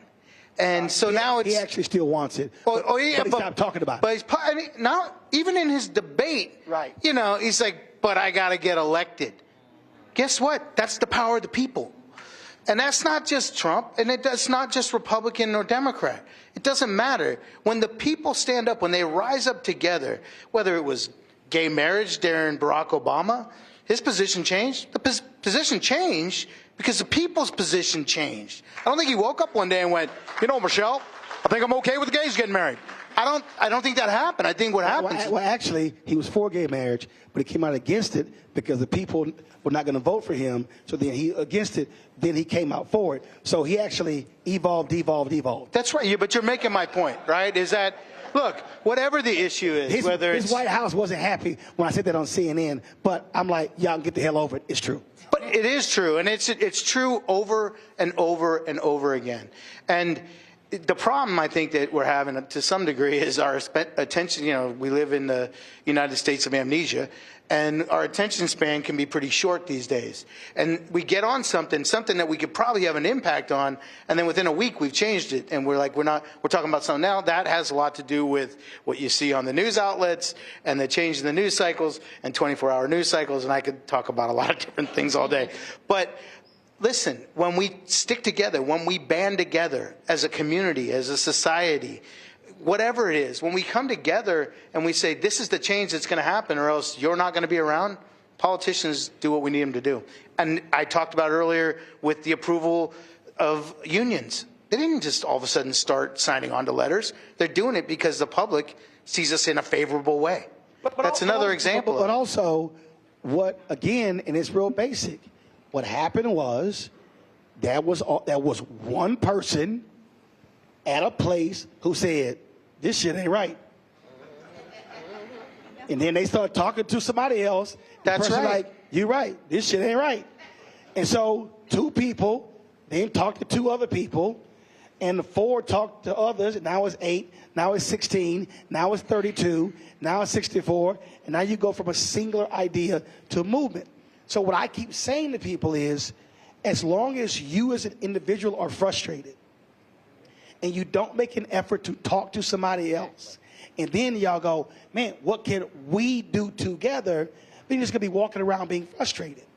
And I think what's happening, and we're actually seeing it in the data, people are realizing, wait a minute, if somebody else is negotiating for all of us, that changes than me trying to just get what I can by myself, because it's harder to get something by yourself. Yeah. Well, you just described the Delta organizing campaign. Right. Now we're talking on a grand scale, a national scale, but what you described is exactly what we need to be doing and what's happening at Delta Airlines. It started small, it's growing, and it will see the finish line, and it'll see it very soon because the people stood up and said, we want this, and we're going to make it happen. That's right. That's right. Yeah. And they're holding their elected officials accountable. So the power dynamic that your union is using is holding those elected officials accountable and then asking for their support because you know what you did for them. And so the same thing goes for these Delta workers. Thank you for your service, first of all. Thank you. You all don't get thanked enough. Thank you for making sure our bags get here, right? But Deborah, listen, I've always said, I appreciate when somebody said, Roland, you did a great job. I can't deposit that. That's right. Well, it's right. Put it on the check, right? That's what you want. I do. I tell people. I can tell myself, Roland, you were great. You want to show me how great? Put it on the check. Bigger deposit. Right? Yeah. Put it on the check.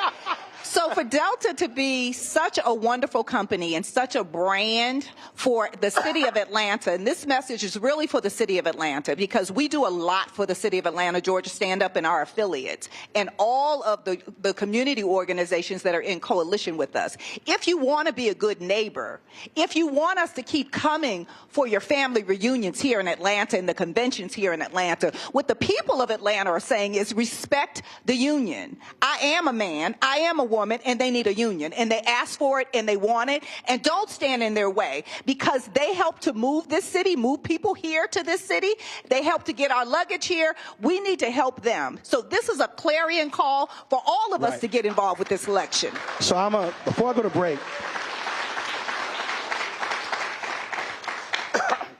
to break, I'm going to say this here because you somewhat alluded to it earlier, Richie, and actually all 3 of you. And this is where I think people don't really understand how these games work with corporations. So prior to COVID, from 2014 to 2019, the airline industry spent almost $40 billion on stock buybacks. Now, for the person sitting at home, what they're not understanding is that the stock buybacks are meant to boost the stock price and to return shareholder value. Now, what happens with these publicly traded companies, who do they care about the most? Their shareholders. But as one of the workers said, if we ain't number one in these categories, you don't get there without workers. But what has happened is you have so many of these companies, not just airlines, so many of these companies are so focused on their stock price, on their shareholders, on their investors without realizing you don't have high performance without the production of your workers. The two go together. I can sit here and say, oh my God, we had a great broadcast, but I kind of need the lights, the cameras, the switching, the audio. If you want to see a bad show, you can look great, but if your audio's jacked up, it all sucks.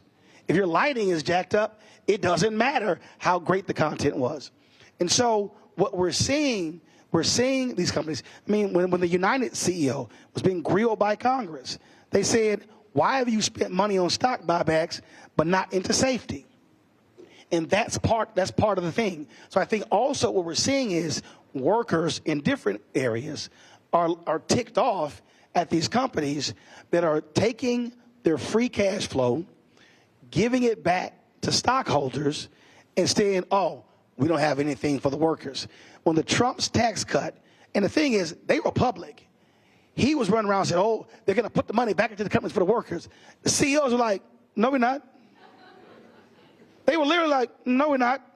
We're doing stock buybacks. And that's exactly what happened. And so what we're now seeing, I think, we're seeing a worker revolt saying, you keep giving stock buybacks and screwing the workers. That's why they're responding, I think, the way they're responding. Go ahead. Can I just say one thing? The other piece is that workers are being informed of how much these CEOs are making. And they're making... What's it, 39 million? Yeah. This is the largest gap in American history between what a CEO makes and the workers make. Right. We've never had a gap. I think it's upwards of 45 to 50 to 1. Yes. Yes. That's how wide this gap is. And folks are realizing that and saying, well, my CEO makes all this money and I'm making $5.95 an hour, you know, or $8.50 an hour. And it's that big, like I said, number one to do business, but number 47, 48 for workers. My bad. In 2022, the CEO to worker compensation ratio was 344.3. So the CEO made 344 times more than the average worker. When I said it was 50, that was a number in the early 70s. That's how it was then. Now it's 344 to 1. And that's a reality. That's not just pulled out of the air. That's not right. It's not right. It's not right. That ain't right. It ain't right. Well, it was funny. It ain't right. It was funny. I know one CEO in the media business who they own multiple different companies, but they told one of their divisions there will be no bonuses for the workers, but the CEO got a bonus for their performance. And it was like, well, how in the hell you get a bonus for our work, but we didn't get a bonus for our work? Right. That's what we're seeing a lot. All right, that part. Got to go to a break. We come back. We're going to take some questions from folks here. Folks, you're watching Roland Martin Unfiltered on the Black Star Network.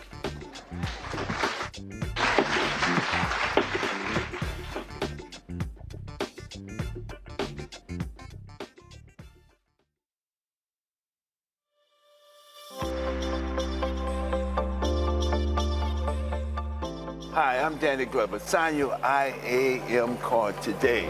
Why? Because unionization means representation.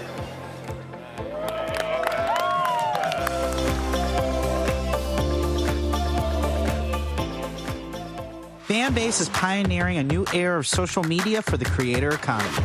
This next generation social media app with over 600,000 users is raising $17 million, and now is your chance to invest. For details on how to invest, visit startengine.com/fanbase or scan the QR code. Another way we're giving you the freedom to be you without limits. Good job, good pay, good life. Would you be willing to walk away from it to achieve real wealth? Well, that's exactly what this woman did, And boy, did it pay off. Once you make the decision that this is the direction that you're going to go in, I do believe that there's power in having a decided heart. Hear her story on The Next Get Wealthy with me, Deborah Owens, America's Wealth Coach, on Black Star Network. Hatred on the streets, a horrific scene, a white nationalist rally that descended into deadly violence. White people are losing their damn minds. An angry pro-Trump mob storms the U.S. Capitol. We're about to see the rise of what I call white minority resistance.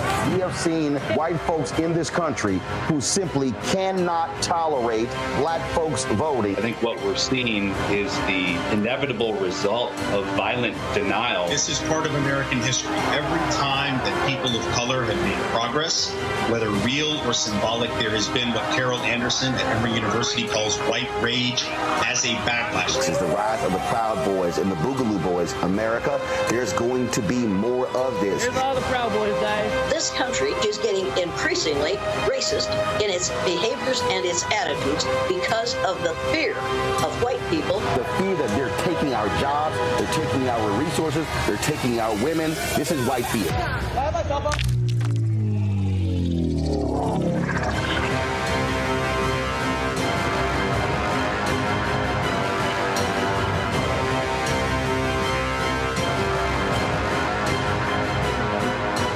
Coming up on the next Black Table, a conversation with Professor Howard W. French on his new book, Born in Blackness, covering 600 years of global African history and helping us understand how the world we know today is a gift from Black people.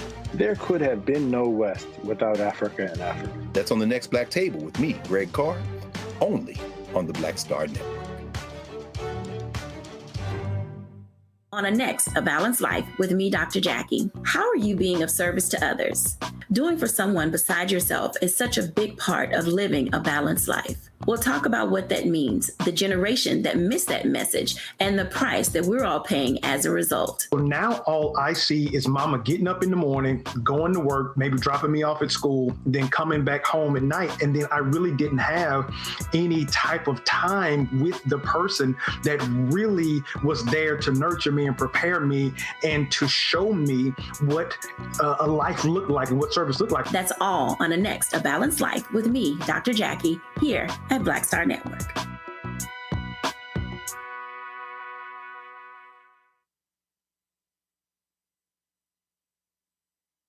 Coming up on the next Black Table, a conversation with Professor Howard W. French on his new book, Born in Blackness, covering 600 years of global African history and helping us understand how the world we know today is a gift from Black people.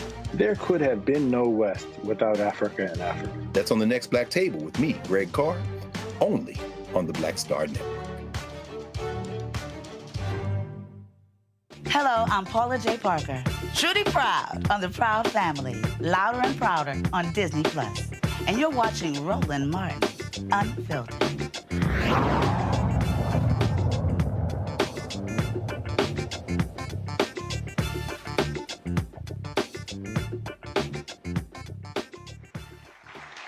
All right, we're back at the IBEW Hall here in Atlanta. Now it's time for our question portion of our conversation.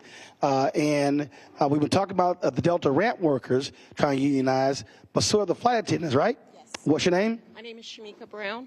Shamika, how long you been a flight attendant? 13 years. Gotcha. So how's your effort going? It's going, I say that only because it's a struggle to be. I got it. It's a struggle for us, just like it is for you guys. And I want to say that we stand here in solidarity with you. That's right. We know it, the uphill battle. We know what we're fighting against when it comes against the big D.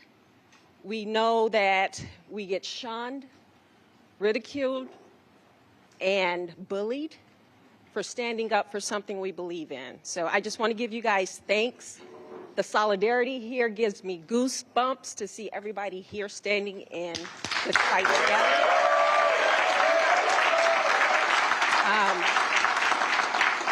Before I ask my question to Mr. Martin really quick, I want to say that we have to stand for something. I was brought up from the Midwest, raised by my grandmother, and I was always told, you stand for something or you fall for anything. So when you go home and you're tired, you're frustrated, you're angry, you're pissed the fuck off. Yeah, it's my show. You can cuss. Don't worry about it. Hey, that's It's all right. The show is called Unfiltered. That's good. That's good to know. It's called Unfiltered, and I own it. I've been holding back all day.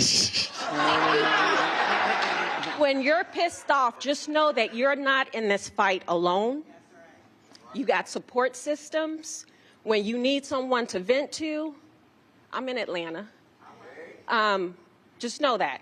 And we love you guys for getting in this campaign and fighting for what you fighting for what you deserve and finally getting it. So my question, Roland, Mr. Martin, is, from your opinion, with Delta being Mecca in the South, what struggles outside of the ones that we mentioned already do you see us approaching when it comes getting closer to the finish line? Well, I'll answer this way. I appreciate your question. Thanks a lot. And good luck in the fight. It's sort of what you alluded to earlier when you talk about when major companies provide community support. And so what I try to explain to people is follow the money. So even in my business, you'll have companies that will buy tables at events, but they won't advertise with black-owned media. Well, what they'll do is they'll say, oh, we support the NAACP, we support the Urban League, we support the UNCF. But then I try to explain to people, I want you to calculate how much they are giving and then how much we're giving up. That's right. And a lot of people don't understand that. So I'll give you an example. We've been highly critical of PepsiCo. PepsiCo, significant market share, African American. Their numbers that they spend with black organizations and black-owned media is abysmal. So PepsiCo had an initiative where they, with the Urban League, where they 5 years, $10 million to help black restaurants. Support it, that's great. Then they had an initiative where they wanted to drive $100 million in receipts to black-owned restaurants over 5 years. Great idea, they can't track it. PepsiCo spends $3 billion a year on marketing. If PepsiCo spent 5% of their marketing budget with black-owned media, that's $150 million a year. That's $750 million over 5 years. So when I'm explaining that, I say to Black America, which one has a greater impact? 5 year, 10 million, 100 million over 5, 750 million over 5. So we have to learn to stop getting excited when companies sponsor events and say, oh, you gave 25 grand to this, but you generated 10, 20 billion in profits. You gave this percentage to these events in the city, but this is what your stock buyback was. So part of the problem for us, and I'll say this specifically for African Americans, we get excited with big check presentations that are small amounts. So to answer your question, we have to literally educate people. Don't get excited when you see platinum sponsor without asking, okay, but how much are you taking care of workers? And I think that's the part of the problem. I see this all the time. People are like, yeah, but so-and-so, they're a great community partner. How much was that budget compared to this over here? Happens all the time. It definitely does. But one of the things, this is the legacy of Atlanta is Maynard Jackson. As you come into the airport, of course, is Maynard Jackson Hartsfield Airport. But he said that if we're going to have an airport, a new airport, that it was going to also include minority businesses. And he says it won't happen without minority businesses. No. He said tumbleweeds will roll down the runways until this happens. So that's 50 years. 50 years ago, he was the mayor of Atlanta. Before he became mayor, African Americans were receiving 0.0012% of all city contracts. Not 1%, not 0.5%, not 0.25, 0.0012%. Right. You ain't got to be a math major. Right. That basically is nothing. Right. The math ain't mathin', right? So we have to make sure that we also understand the value proposition of Delta. If Delta this is a company town, the town says no. The town says pay the people. The town says we want a union. We want to make sure that the company knows that we understand the value proposition, that we understand here in Atlanta that Delta moves Atlanta, but we also move Delta. And so we're going to stand with you all because that's the value proposition, right? Go ahead. I just want to say to the sister and brother from AFA over there, I know the struggle you're going through, and I know how difficult this is. I tried to organize the flight attendants in 2014, and we actually filed for an election, and it is a difficult struggle. But I want you to know that we committed to this together, and we will be there to the end. Whether we win, lose, or draw, we will be standing side by side with AFA because they've stood side by side with us. So thank you. All right. I just want to. Go ahead. I wanted to add one more thing. Be prepared for anything that Delta does, because when we're not prepared is when we are caught off guard. Always be Girl Scout. Always be prepared. And they're going to spend billions of dollars to discourage you. Instead of giving you that money in your pocket, they're going to spend it on some high-powered attorneys, high-powered union-busting firms. And the best way to combat that is to be ready and know that what they're saying is not the truth. And sister, thank you for saying that, because after this show, and I guarantee you Delta's watching it, I guarantee you they're watching it. After this show, when they hear how close we are and how close to the finish line, they are going to ramp it up like we have not ever seen. So she is 100% right. Get ready for the fight. So, but they have to stand strong. They ain't never spent no advertising money with me. So I'm like, okay. What's your name? What's your question? Tim Henderson, Delta Airlines, 25 and a half years. My question is, for everything that's been said, the question becomes, does people understand why Delta workers think the way they think? Because if you don't know our history, then you can't understand why they think the way they think. We never had a union because we had everything the unions had. We had pensions, we had sick days, we had everything. But all of that through bankruptcy was taken away. We didn't even pay money out of our paycheck for our benefits. Now we're paying for benefits that are garbage.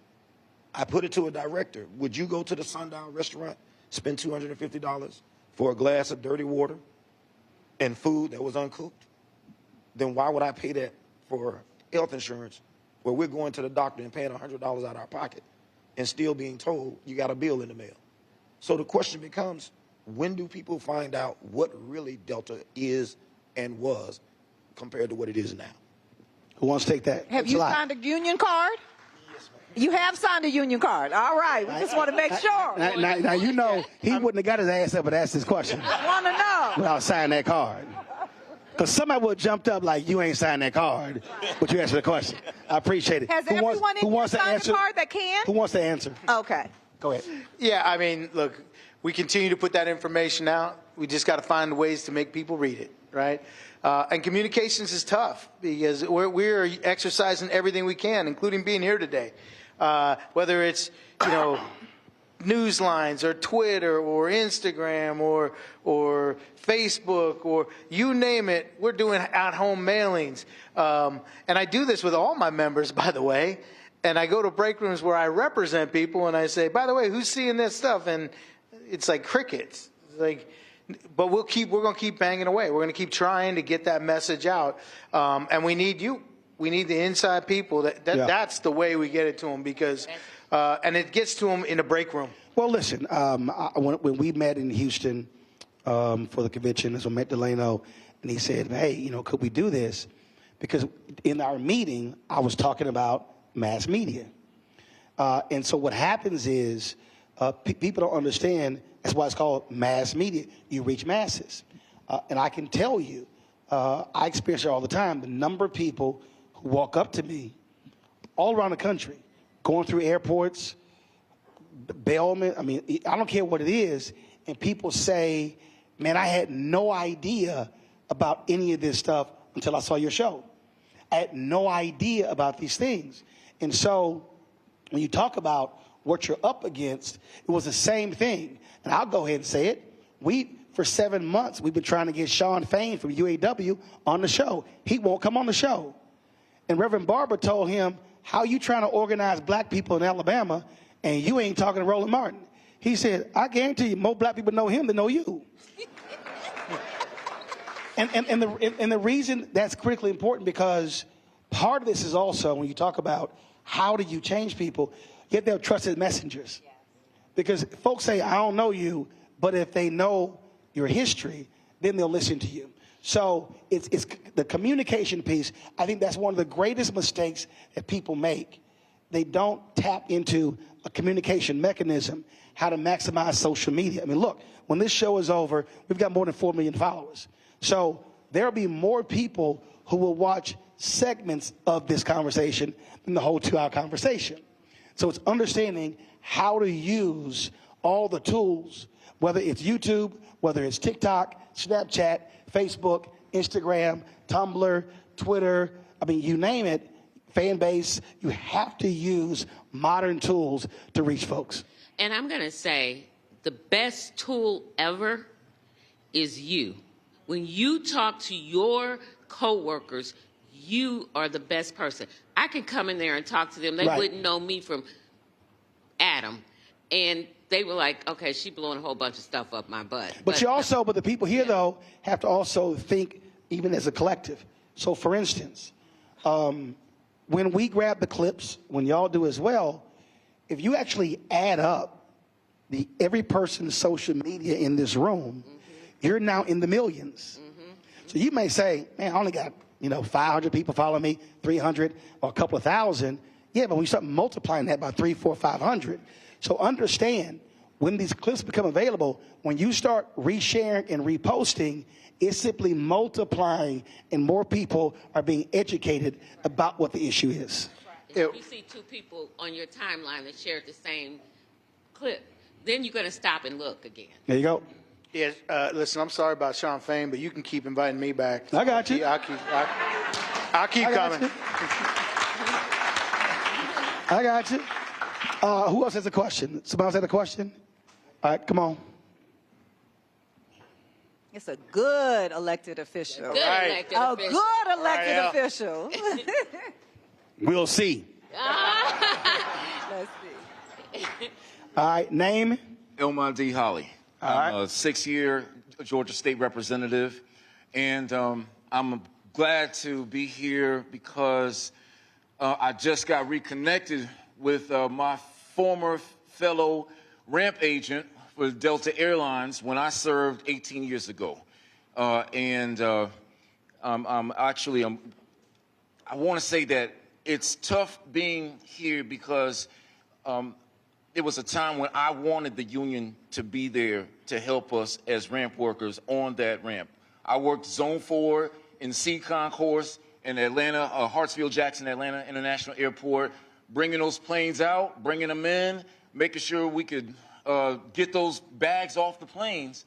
And, it's tough because we know that Delta, it served over 190 million customers just last year. The CEO, Ed Bastian, he gets over $34 million annual salary.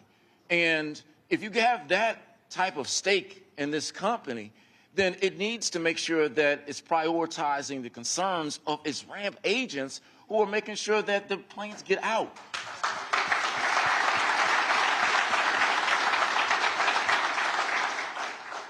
briefly, I know that my colleagues who are here in this room, we've seen how in this state, how the governor has signed Senate Bill 362, which tries its best to make sure that when companies are trying to relocate to Georgia, that it strips away their tax incentives if they voluntarily recognize unions. And to have an environment where we always hear about the #1 state in the country, that Georgia's the #1 state, but how can you be the #1 state in the country for business, but be the #1 state to give the workers a business? That's not right.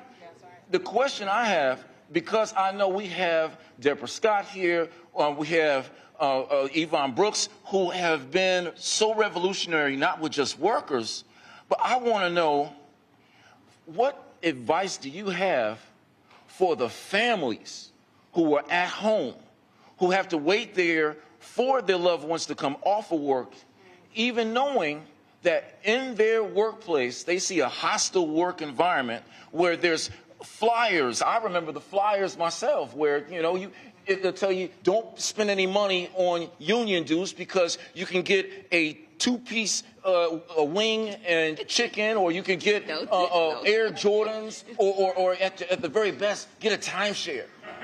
And when you devalue a worker, they can come home and actually decide not to fight anymore. So speaking as women and as mothers, what advice do you have for those who are at home to help them, encourage them to stay in the fight? All right, final comment. Appreciate it. Thanks a lot. Well, first of all, El, thank you for standing up, because you're one of the few elected officials that stand on these picket lines with us. So thank you for standing up. But we have to remember that it's not just organizing and mobilizing. We have to strategize. So during this period, we have 4 or 5 months to change the dynamic in this country, right? That means we have to get every single family member that is sitting at home registered to vote, and the grandkids and baby and them, all of us, we have to get registered to vote and make sure you're on the rolls, because doing a lot of funny business about the vote here. Yeah. And as your family is documenting what's happening, we want to make sure that you're actually documenting those stories. Write it down in your notebook. And I know you give them good notebooks, right? Write down the grievances and the things that are happening on your job. Teach your children about what it means to be in a union and what this company and these companies are doing to you, so that we can continue to keep organizing and strategizing. I'm from a union family, but we have to keep going, right? We have to keep rinsing and repeating and working together. So we have to strategize. So during this strategic period, we got to get out and hit these streets, y'all. So we got to ask for those cards to be signed and ask to make sure people are registered to vote and come out and vote.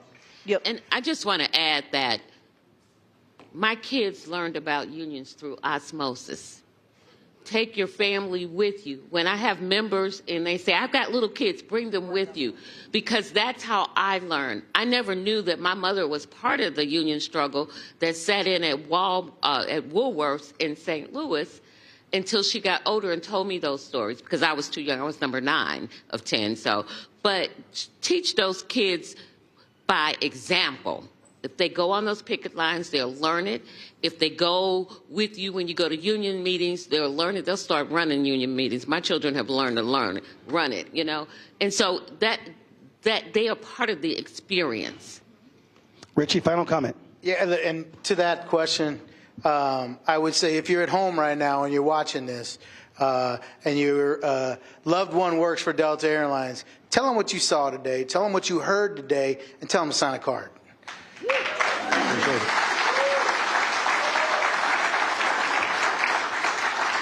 So I'm trying to keep my voice as much as I can, trying to get it back. So here are my final comments here.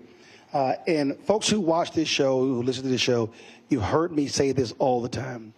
That is, we can whine, we can complain, we can say what we want, but the reality is, unless we actually put in the work, nothing ever changes. What we are seeing right now in this country is a vast disparity between those with wealth and those who don't.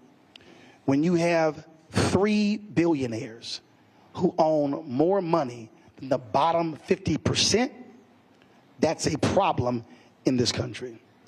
when you see reports showing that the wealth of an average black family in 20 years will be zero, that is a problem.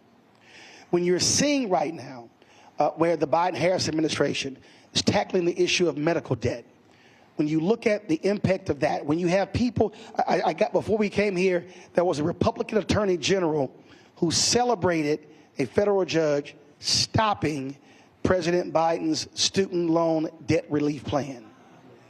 What we have to recognize is there are forces in this country right now who do not want to see regular and ordinary people get a break. What they want is they want folk doing all the work and not getting paid, not having health care, not having benefits. Now look, here's the reality.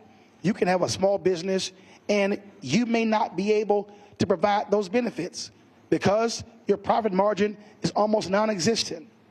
But when you have companies in this country that are generating 5, 10, 20, 30, 50, 100, billions of dollars of profit, and they're paying CEOs 20, 30, 40, 50, $100 million, stock options, providing them free Gulfstream rides, paying for their no-interest home loans, buying off their homes, then you tell me what system is fair.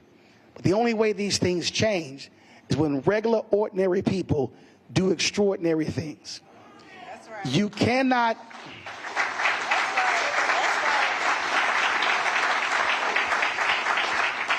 I have to remind people, the March on Washington was called the March on Washington for Jobs and Freedom. That was an economic conversation. And what you're seeing right now in America, you are seeing people, the reason all these billionaires are lining up behind Donald Trump, because the tax breaks expire in January. They want to make those $2 trillion in tax breaks permanent. When you had folks fighting for PPP loans, you literally had them pass laws that gave breaks to folks for their private jets and yachts.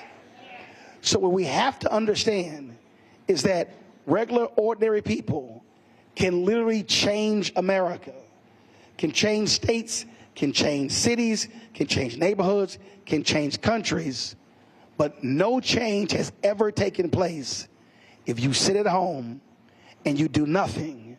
But when you join with one other person, and another person, another person, and when you organize and when you mobilize, I can guarantee you, you will see a change. Shout out to IAM. Thank you to our panelists, all of you involved, to IBEW. We appreciate using this facility. Thank you for the conversation. We'll be restreaming this multiple times. Share this information on social media because we can have an impact. Thanks for all of y'all for supporting Roland Martin Unfiltered on the Black Star Network. I'll see you tomorrow in D.C.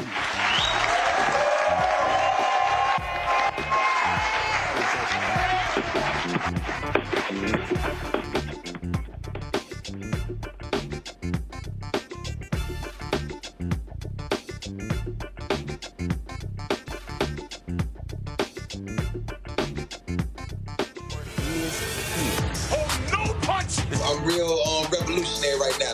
Thank you for being the voice of Black America. All momentum we have now, we have to keep this going. The video looks phenomenal. See, there's a difference between Black Star Network and Black-owned media and something like CNN. You can't be Black-owned media and be scared. It's time to be smart. Bring your eyeballs home. You dig?